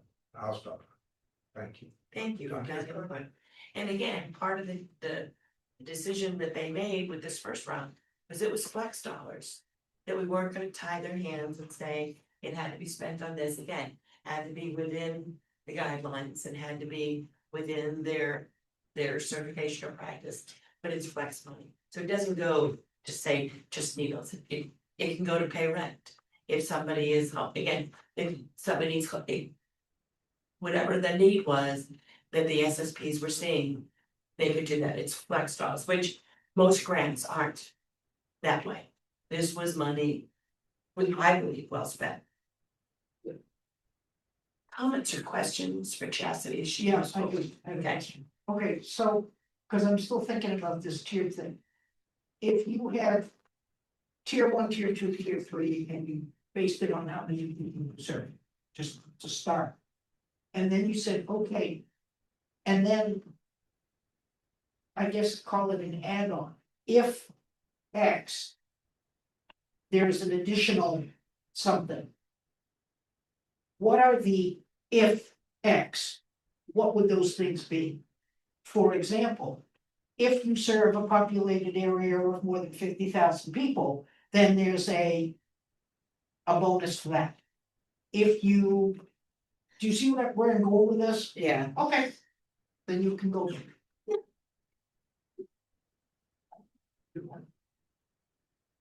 But do you see? No, I get it. Okay. So the part of it is, part of it would be establishing what is the baseline. Yeah.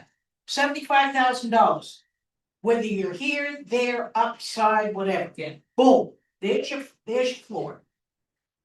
There's So- your floor. If you serve 10 or you serve 50,000, you get Baseline. 70,000 flat floor. But on top of that, to address what you're saying, which is there are inequities, as Gordon said, in the system. How do you balance, okay, because you serve more than a gazillion people, you get a bonus. If you are in a rural area, it's a smaller bonus. Or maybe you don't get one at all if you're in a, you serve 10 people, no offense, but you're only serving 10 people. I think you're okay. Show me that you're not. But the base is 75. That would be my, Okay. It's still a tiered approach, but it's a tiered approach with a floor. Well, yeah, Yeah. they- Okay. Yeah, I like that, yeah, Alright, I can put something together from that. I like that a lot. And again, I think it gives the council more of an accountability of their money, saying, if someone came to you and said, well. They only get 75,000 and they got 200,000. So if we had somewhat of we wanna make it simple, a formula we're able to say, reason that they got 200,000 versus the 75,000 is because this is how we figured that formula out. How many people do you serve or however that goes? We do wanna do the KISS, keep it simple. the other piece of that is though, where is the max? Yeah, Okay, Yeah, you gotta have a floor and a ceiling. right, because we'll have to determine how much money we have that we're gonna carve out for this. And if we carve out a certain amount of money, that's gonna make that'll determine that high low. And this has come up before, I think probably 4 or 5 months ago, there was an ask around what is the total amount of money that we're funding SSPs, and so. Do we want to keep that same amount but distribute it differently? Yeah. Or do we want to change the amount? Yep, that is the question.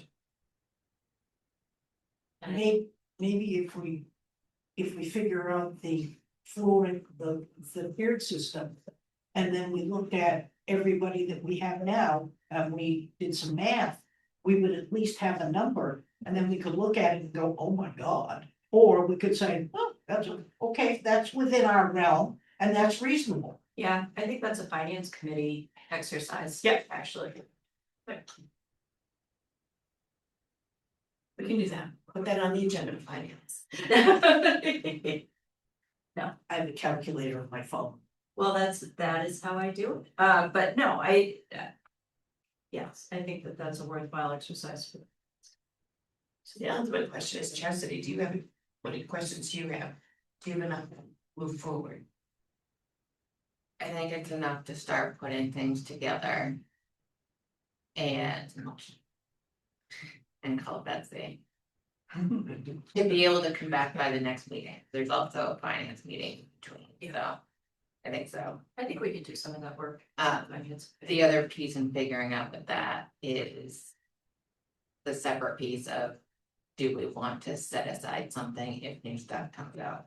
Even if it's not fully funded, but to have something. For the SSP. Yeah. So here's a question. This might overcomplicate things, but I'm just gonna throw it out there. For any new SSP or for any SSP, you first started funding them at the flat 75. Mhm. If it's a new SSP, would you give them that same advantage of starting them out with the 75 and then entering them into this new, or would you just start out flat with the new process? Okay, first year, and this is just me talking.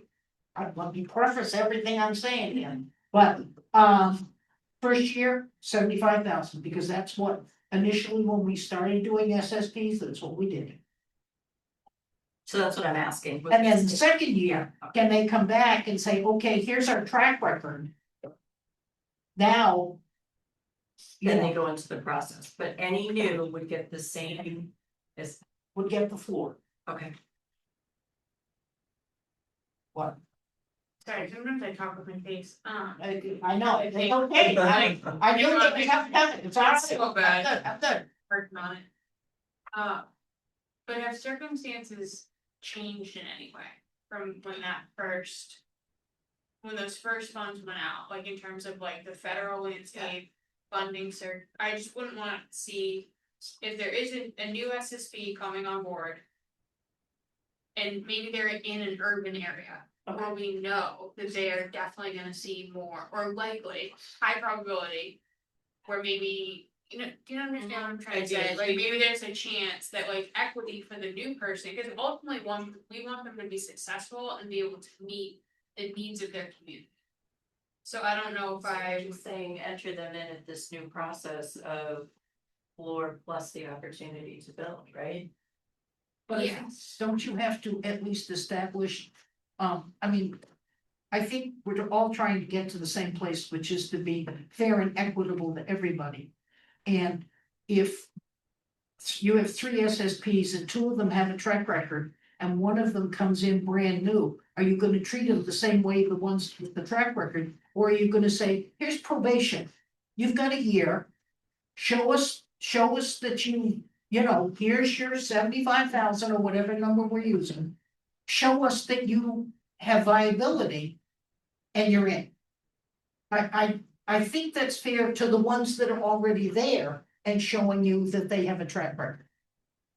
So I don't know if you're going here in your head, Tess, but like, I'm thinking that this came about 4 years ago. So like, it's like just the cost of everything, like it just seems like a different time. So I mean, not to put work, but I think it does a little bit need. I'm logically agreeing with you, Betsy, I just don't know if it's the money amount, like just, it's so expensive now. Like 4 years, it's changed its time. So like, I just throw that into the mix too. Sorry, I love It's hard to make a decision without seeing the balance. That I don't have the financial information right now to really know, and I don't have my slides around what we spent on the SSPs, because one of the things that I caution probably at every council meeting is we don't want to over obligate either, or over obligate to a particular. Yep. Project. I don't think we're at risk of doing that here, but that's my cautionary tale for the day. Yeah, the landscape certainly is changing, things are getting more expensive and the need is getting more. However, the amount of money that the recovery council from the opioid settlements is decreasing. Except for the small settlements that Brenda keeps reminding me will be coming in. And Purdue. And Purdue. So we'll at least, so the answer is yes, you're correct. And there is this other revenue coming in that's gonna help that. Right. I can't project it yet though, because I haven't seen it yet. I just wish the settlement was for like 3 times what it was. I think these companies got off the hook so easy.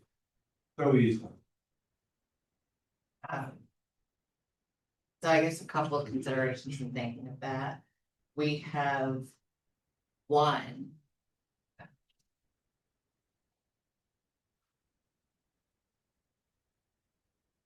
So we have one program that it was through our grant cycle. It wasn't how we did it to open and establish an SSP.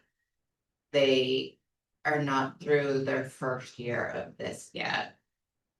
They also aren't open yet. They're still struggling to get a location and do all the things they need to do because it's a town with an ordinance, and for something like this, we gave them exponentially more than any of the other programs. They got $422,000 for 2 years for one location. So like that's included in what would be in the SSP figures you have, when in reality, compared to everything else, if we stayed at the same numbers, once they opened, that would drop down $300,000. But that 400 was in grant funds, not in the first year. Right, Yeah. but that would be something we would have to figure out with Correct. all of the SSPs, because they would be in it going forward. Which, I mean, obviously that was kind of messed up there. But that's interesting. In the grant, there were a couple other that applied to become SSPs, and we adjusted their amount to be the same, or maybe it was just one, as what we were doing for SSPs across the board, and we didn't there.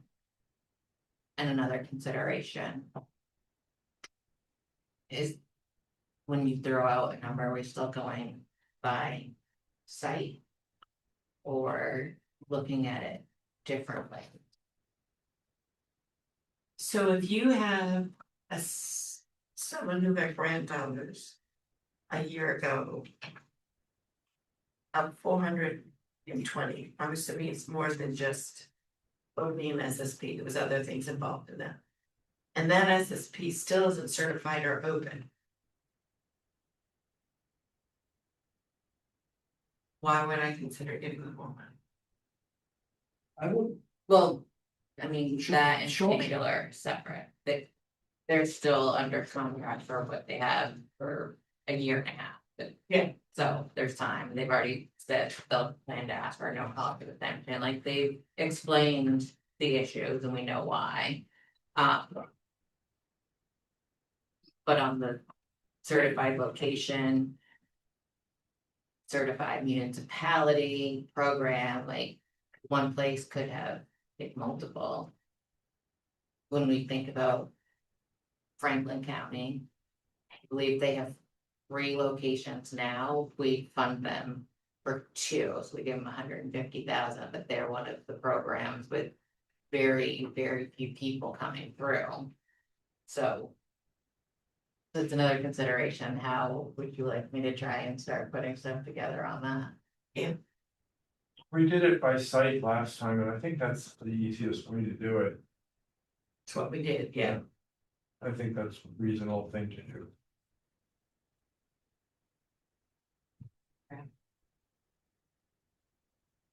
And that may be how we resolve if we did a simple, I'm gonna keep saying that word, a simple tiered system, simple tiered system.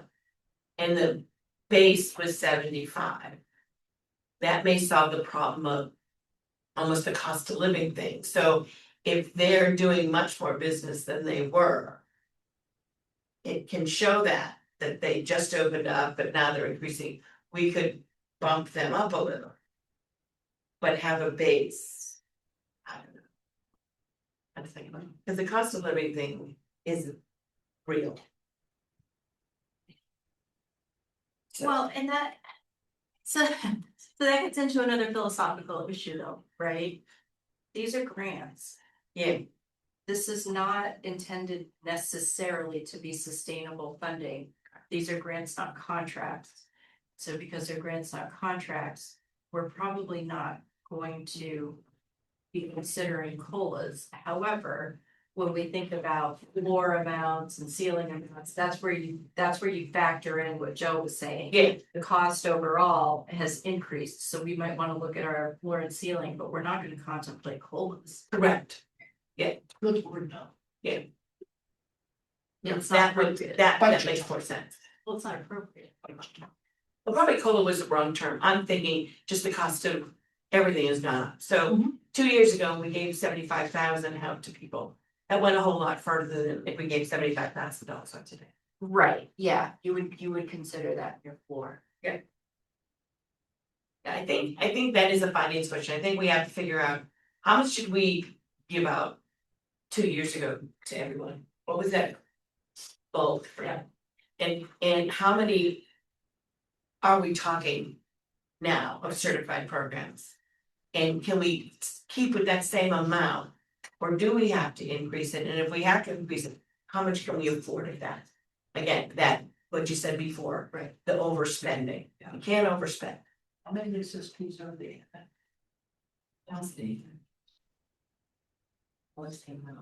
I don't know, I do. And do you know how many SSPs there are? 2.6. 2,625,000 for SSPs. Say that again? But that's minus 2.6. Yeah. the 400,000 one we just said. 2.2. 2.6. What line is Add. 400? You want to add that. Under that. So. About 3. 3 million. And this includes the amendment amounts that we did.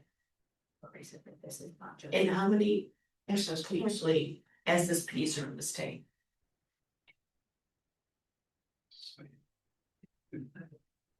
I don't remember the number of sites.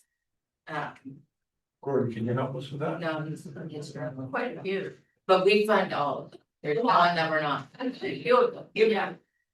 I mean, I think some closed, I mean, if you but put more open. So, probably around 18. I guess, so. With some of the 15, somewhere between No, 15 18 and. sounds about right. I'm trying to pick it up between a slide. 15 and right now. 20. I think it's around 15 and 20. I think it's around. Well, so if you said there were 20. And if you're saying that you think 75. Keeping in mind that costs have increased, that you wanted to increase it. If you increased each one by $10,000, made it 85 instead of 75. It's not like you're talking $100 million here, you're talking. In the grand scheme of things, this is gonna sound awful, a minuscule amount. But, you're not talking a lot of money, so, Right. okay, so 85, there, we've addressed that. Yeah. Without it being too painful. Sorry, I thought there were more than that, so, but don't even look at it, because I don't know why I thought that. Okay, no, it's fine, good. If you read 20, at $85,000 a piece, that's 1.7.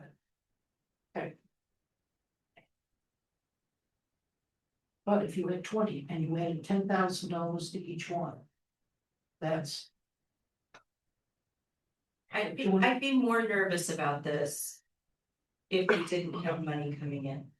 Because Yeah. based on the budget that we all approved, it would have left us with a balance of just over 7 million total. So when we talk about increases, I would start to get concerned. However, we have the money coming in. I just don't, no. We can't rely on the timing. Right. But again, we still had a balance, it just. If, I'm just thinking about how long of a life will this funding have? Yeah, I mean, it would be my suggestion if you decided to do it, you wouldn't sign contracts, commit more than 2 years to it. Yeah. I'd only do the 2 years. That's what we did before, we gave them 2-year commitment. Yeah. So we give them another 2, I mean, it's what we gave the peer recovery center for the 2 years. Yeah, I think 2 years makes sense. Yes. Jesse, what else you need to get the other information? Unless there's other feedback on that, I think we're good on that part. Just start moving something forward. The first contract starts to end the end of November, so. Every time. Other on the list, just a reminder of the prevention RFP. Share the information that you have. As far as reviewers, the 3 people interested from the council to be reviewers, because there will be separate teams, only one council member. Liz, Melissa, and Maggie, and Pat is usually if you need things, so on standby. I love reading grants. So when it comes time to do the training for reviewers, it's gonna be provided to everybody, so anyone interested to follow it, learn about it, you can. We're trying to do some recruiting for that, and it'll be in August is when that'll happen. Got a list of people to send out, so people can sign up, and we're asking like the different foundations who have reviewers, like, do you have anyone who's interested? So that's to be determined, but just so you know it's happening. Colorado. I'm actually gonna put you on the spot for one thing first on this. So in an idea you had from there, just to share a general idea. In Colorado, we kind of all split up to go to different things, with the exception of attending the Moss one together, so we could show support for Maine. And when Tess walked out of a local and state, you know, about the statewide thing you wanted to do. You know what I'm talking about? She had an idea. It would be a big lift for us. I think it's something that would be very beneficial, but I'm gonna let Tess talk about it. Oh gosh, my brain is a little fried. If I recall, this was like 2 or 3 weeks ago. When we were all there and it was all the state administrators and everyone was talking about their processes, the struggles they have, the different challenges. I was thinking, what would it look like if we had almost a Maine centered convention or conference with trainings, findings, there's so many different topics, and I think the Moss runs into that a lot, where they're seeing different themes and questions, where the different subdivisions are at such different places. So I don't know if that would ever even be possible, but it could include maybe the council, the AG's office, the different subdivisions, Moss. So that there could be I don't know if it would be a day, a couple days, where there could be shared learning and communication, because there's, to me, sometimes it feels really siloed. Especially looking at the different counties, cities, they're in such different places. And there's just not a lot of knowledge sharing, and I would say the vast majority of the general public has no clue. Or very little clue of what's happening with opioid settlement funds. Like, someone who's running for elected office in Portland asked me if like the lawsuit money had even been issued yet. So like, to me, it's kind of, It's really interesting. I serve on the Penobscot County Opiate Committee. And it's just amazing to me. How do I say it? The lack of understanding what these funds can be used for. And then the more you talk to other counties. I mean, I'm sure you see in the paper, you're like, they're using the money to what? And again, and I don't think it's done maliciously.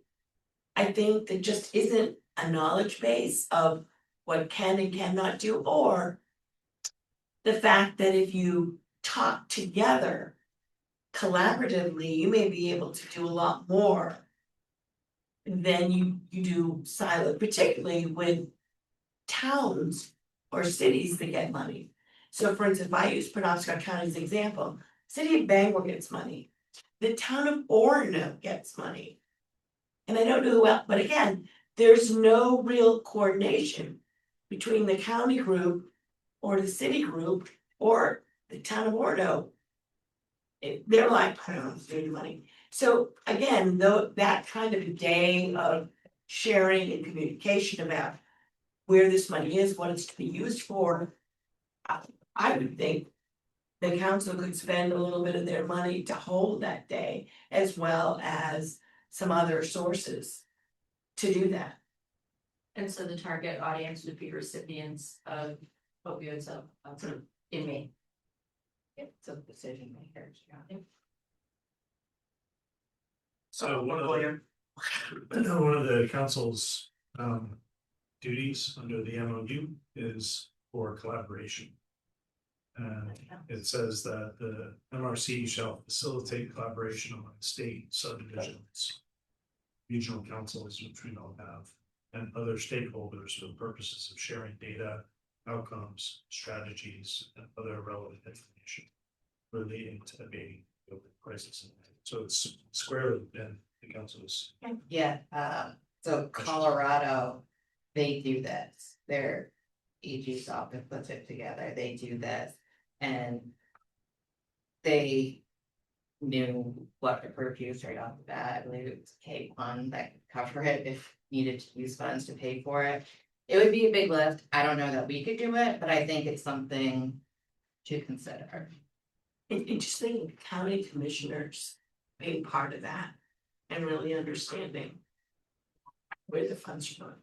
It's a great idea. I love it. I would not want to see the MRC doing it alone.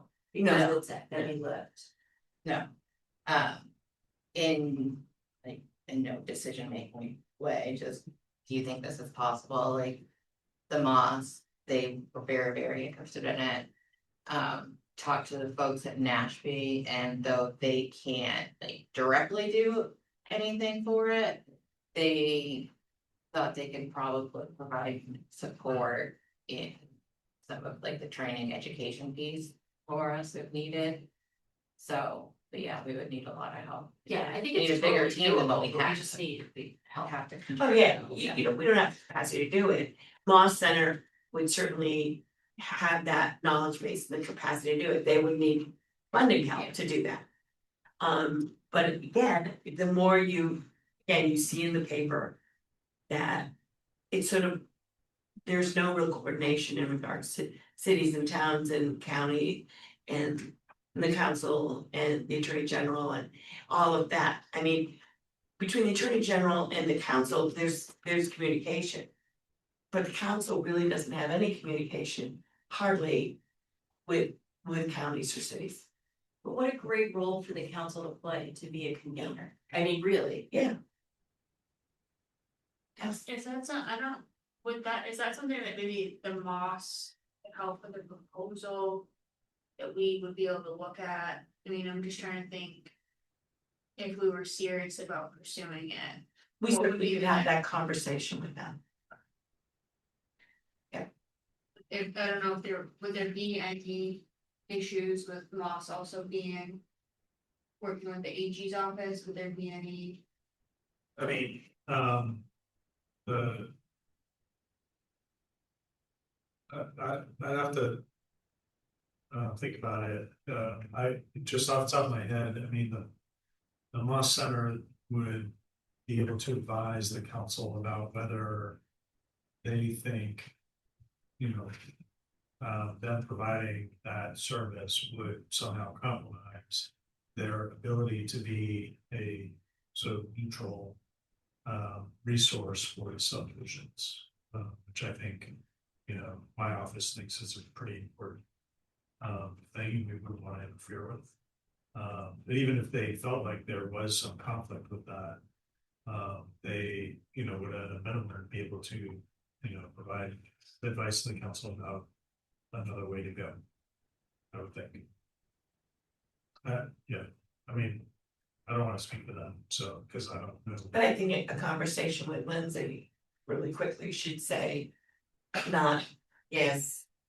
I think you can get an answer from her, whether she thought it was in their capacity to do that. Or expertise. I mean, and if not, we certainly know that there are people within the state that have this expertise. You've got ADEPT, you've got CCSME, you've got multiple potential partners, vendors, contractors who could help to do this all the time. But I think developmentally, where the council's at is a great idea. Like 2 years ago, our heads would have popped off. Yeah. I think we're not different, like, Yeah. like, I mean. The grant cycle that will come up in 2027, heads might pop off, but I think it's important what you're describing, and the whole coordination is really important. And part of the Moss Center's, well, I don't know if they're doing that. I think part of the Moss Center's job in terms of the dashboard is to be able to provide information about, you know, so the council's funding this project. You know, this county is also funding that project, this municipality is also funding that project, or the opposite. You know, the council's funding it, but nobody else is, or nobody's funding it, and there's an opportunity. You know, or this municipality is, you know, should the county, should the recovery, you know, so. My understanding is the dashboard is meant to be sort of an opportunity to have that sort of data or information that people can feed those conversations. But even reviewing that information together, that dashboard together as a group, really helps to identify gaps. You know, all the funding's going here, not going here, how come, and what are the gaps and what are the needs? That open communication, I think would just really benefit investing in programs that we're not duplicating. But I think it's like, I don't want to overemphasize just the numbers going out the door. You know, I think there's also value and importance in talking about what the money's being used. You know, as the conversation started, in some municipalities with the recovery council or others, you know, are feeling like the money's being used appropriately for this thing, and then there's other uses where people are wondering, is that even meeting the approved uses? Never mind, like what's the need in the community? So, you know, there's the money going out the door, there's what it's being used for, there's what the need is, and what's the best use for these funds. And part of that conversation too is just the process. A lot of the counties that have OSF task forces, they didn't just willingly decide, oh, we're gonna do this. It was, you know, advocates showing up at public comment, writing letters to the editor, getting the press involved, you know, saying like our communities deserve a voice in this. So I think having, if we were to do a conference, you know, we could have, if the counties were willing, that have been, you know, doing RFPs for years with these task forces, they could do a presentation that other county officials could attend and see that, you know, there are other ways that you can have a really robust committee that includes people with lived experience, healthcare professionals, where they can actually help weigh in on how certain programs meet actual best uses instead of maybe elected officials who have really good intentions, but do not have skills, background, or experience to make really well-informed decisions to make sure these dollars are wisely invested and abating the harm. I guess one question is about the scoping this kind of proposal. Should it be, the convening just about using the opioid settlement funds? Or should it also include topics about, um, other state funds or other philanthropy, all of which could be braided together? Yeah. Opioid funds, Yes, everything else, one thing at a time. yeah, I think that for me, that would be like, the opiate settlement dollars are confusing enough. Now you're gonna throw in all the other things, I think it'll be confusing. This truly is about the opiate settlement money, it's coming into Maine. What are we doing with it? What's the best way to invest it? How do we communicate? Cause the way the statute works, communication and collaboration really wasn't built in. The words are there that says you will collect, but there's not the instructions as to how to do that communication or coordination. So this would be for me a day, half a day, whatever. And I'd start, it may end up that we discover that, how do you look at the state gives so much money, the federal government gives this, an opiate settlement here. That's a whole other big picture. I would be with Betsy and I would stick with the opiate settlement dollars, because they're confusing enough. I think it's gonna come out, I think braided funding, I think it will be a part of the conversation, people are going to say, and they're gonna wanna know how to maximize and. Yeah. Whether or not that those are follow-up questions, I don't know, I mean, I don't. I think it's just gonna. I think for now, we will go with the concept of the idea of the opiate settlement things. And we'll contact the Moss Center, Lindsay, and ask. Interest, no interest, and we might, part of the governor's conference. Tess and I are actually part of a piece that where the counties and the cities are presenting about what they're doing differently and how they're doing it. And out of that conversation may even come more out of that session that, Tess or I could bring back. Because it's just a mini thing of what you described going on at the governor's conference. And we have what, 80 people registered? 80 people, wow. On top of this. It's important and I mean, it's a once in a lifetime. We were shocked because we were talking about it and Jamie Beck, who's leading this charge, says, oh, I don't even know how many people are signed up for this open communication about how opiate dollars are being spent within counties and cities. 80 people, we thought, oh dear Lord. Yeah, a lot of people, but it just shows that there was an interest. And I don't think there was a lack of boring things in that session that brought them to us. There was a lot of things in that session that looked good. So we will bring that information back. And Moss Center is part of that conversation. So, all right, thank you for that. Anything else? Chastity, you still leaving it for?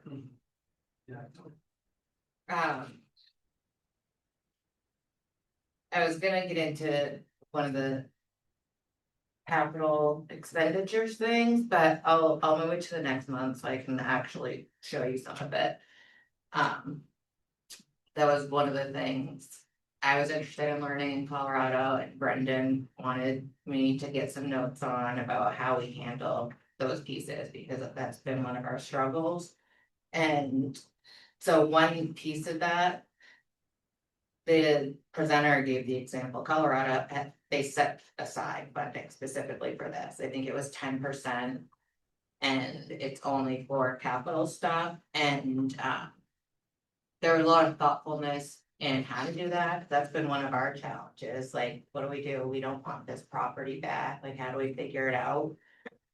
So I'll put together some stuff on that and share it ahead of next month, people can look it over. So the only other thing I'll do so people can wrap early, since some people need to leave and others I know are itching to leave. This has come up multiple times, and there's a county who reached out recently wanting guidance of what do we need to do to spend these funds. They had a new finance person who was just getting oriented and questioning a proposal that was approved in their county that they didn't know if it was allowed, what should it do? So I met with them and Moss Center met with them to orient them to all the things, but from this brought up again that we don't have an approved uses policy. Like a lot of times we reference other states, like we'll use South Carolina's, theirs really good. So just putting it out there that we're gonna create a policy. So I think not only is it helpful for us, but it will be helpful for other decision makers to refer to, because everyone's trying to find what can we or can't we use, and just want to put it out there and let people know about that. And actually, a similar conversation with AG Fry in regards to that. How do we put out some sort of message about appropriate uses of the opiate test, and then Gordon? Sorry, real quick, would it be a joint with AG and MRC putting up the same approved uses, or would it just be Maine Recovery Council? We may want to have that conversation with the AG. And the kind of policy we're talking about, one way to think about it is it's sort of an allowable uses, but the exhibit to the MOU is the allowed uses. Yes, So right. it's allowed uses. Yeah, I'm kind of confused about what the discussion's about. We have the MOU. We don't need to rewrite. Yeah, there's still so much that people question, like. The MOU is very vague. Have we circulated the other states' versions? No. The MOU can be vague, and so There's been a lot. Yeah. people can interpret it certain ways that stretches it. So this would sort of tighten it up and clarify it a little bit more. Gordon? Brendan and Paul really got to the point I was going to make with it. I do think this is that difficult. This 15-page document, exhibit E. I mean, give them exhibit E. I mean, I do not think it's vague. And if it's vague, it was done on purpose by the legislature. I agree with you. I mean, and it's in, I mean, it's more than an extension, because it's in the quarter. Yeah. Right, so it is, so again, I think it's, you're probably making more of it than you need to, because I think the exhibit is very good. People call me, I make it clear, number one, that I don't have any authority to have some special authority regarding what's an approved use in this business. I then guide them to the exhibit E and say, this really, look over this carefully. Sometimes the questions are very straightforward. And I say, you know, I have no special authority, but clearly, if you look at this language in exhibit E, what you're talking to me, what you asked me about is clearly within the allowable uses. And then if it's really kind of over here, I simply say, I can only offer you one person's opinion. But, you know, I don't see that the exhibit E really, you know, speaks specifically to that use. And I say that there's nobody in Maine that really has the authority to definitively tell them you can do it or not. And then the question will be, well, who enforces this? If despite, so I'll get it, this might be a citizen's call, and they don't like what they read in the paper that the council is gonna, the county commissioners are gonna do. And I said, well, and you won't like to hear this, but it's not, there really isn't any known law yet established as to who can enforce this. The only possibility, you would actually have to go to court and have a declaratory thing, and you're probably not gonna wanna do that. So that's how those conversations go, but I think it's pretty clear what the, and there may be some things that are in the gray area, but most things are in the black and white area, I think. What do you have? Just briefly, like, you know, just building off the Gordon's comments and echoing Gordon's comments, that part of the point of really emphasizing transparency of these use of the funds at every level is to say that people, general public members, or anybody who's interested can look at the approved uses and look at what is being proposed in their jurisdiction and say, that's not what we need. And it's to give people an opportunity to really require that people get involved. That's part of the reason why the law center exists, to help subdivisions set up, or, well, it's focused on subdivisions, to help set up, decision-making committees to advise, what the use of the funds is for. And kind of what we're all talking about is something we have all talked about, which is the scope of the problem is so much bigger than the amount of money that's available. And part of the disallowed uses in other states that I think I understand, the point of is to say the scope of the problem is so big, we're choosing to focus kind of our policies or our efforts on a particular thing. And, the council can choose to do that, but at the end of the day, the public transparency of saying, we have all these needs, this is what this money is meant to be used for, let's focus it on this use, not on that use, is meant to kind of avoid, preempt sort of this money is being misused. It's also a lot more efficient to do. Yes. Yeah. I have a lot of thoughts on this topic. I think about this stuff a lot. I think the challenge is though something may fall in the gray of an allowable use, as Gordon mentioned, when citizens of a community, particularly communities that we have the 5th highest mortality rate in the country, and they're seeing these bodies make decisions where maybe X percentage of the money is paying for a police officer's car salary for the year, the fuel for it, and a small portion is covering a program for prevention that is not actually evidence-based, and there's no recourse for that other than showing up at the county commissioner's office and pleading with them to do something different. I mean, we don't really have the power, in my view, to hold anyone accountable, but I think we could absolutely set some standards in place or guidance, or these are however we want to do it, but please don't spend your money to supplant a member of the sheriff's office salary for a year. That's not something that falls in the Yeah. I mean, those are the kind of things, and again, it's a larger conversation, and if Chastity shows us some of the policies from other states, we may look at that and see how that looks. But again, I don't want to put counties or whatever on the spot, but there are cases where I looked and thought, doing what? And again, but if there is a piece of activity that says you can sort of do it, but then what they're doing isn't really evidence-based. Again, it's complicated. So I think if Chastity gives us some examples of what other states do, we may see that it fits our need or not.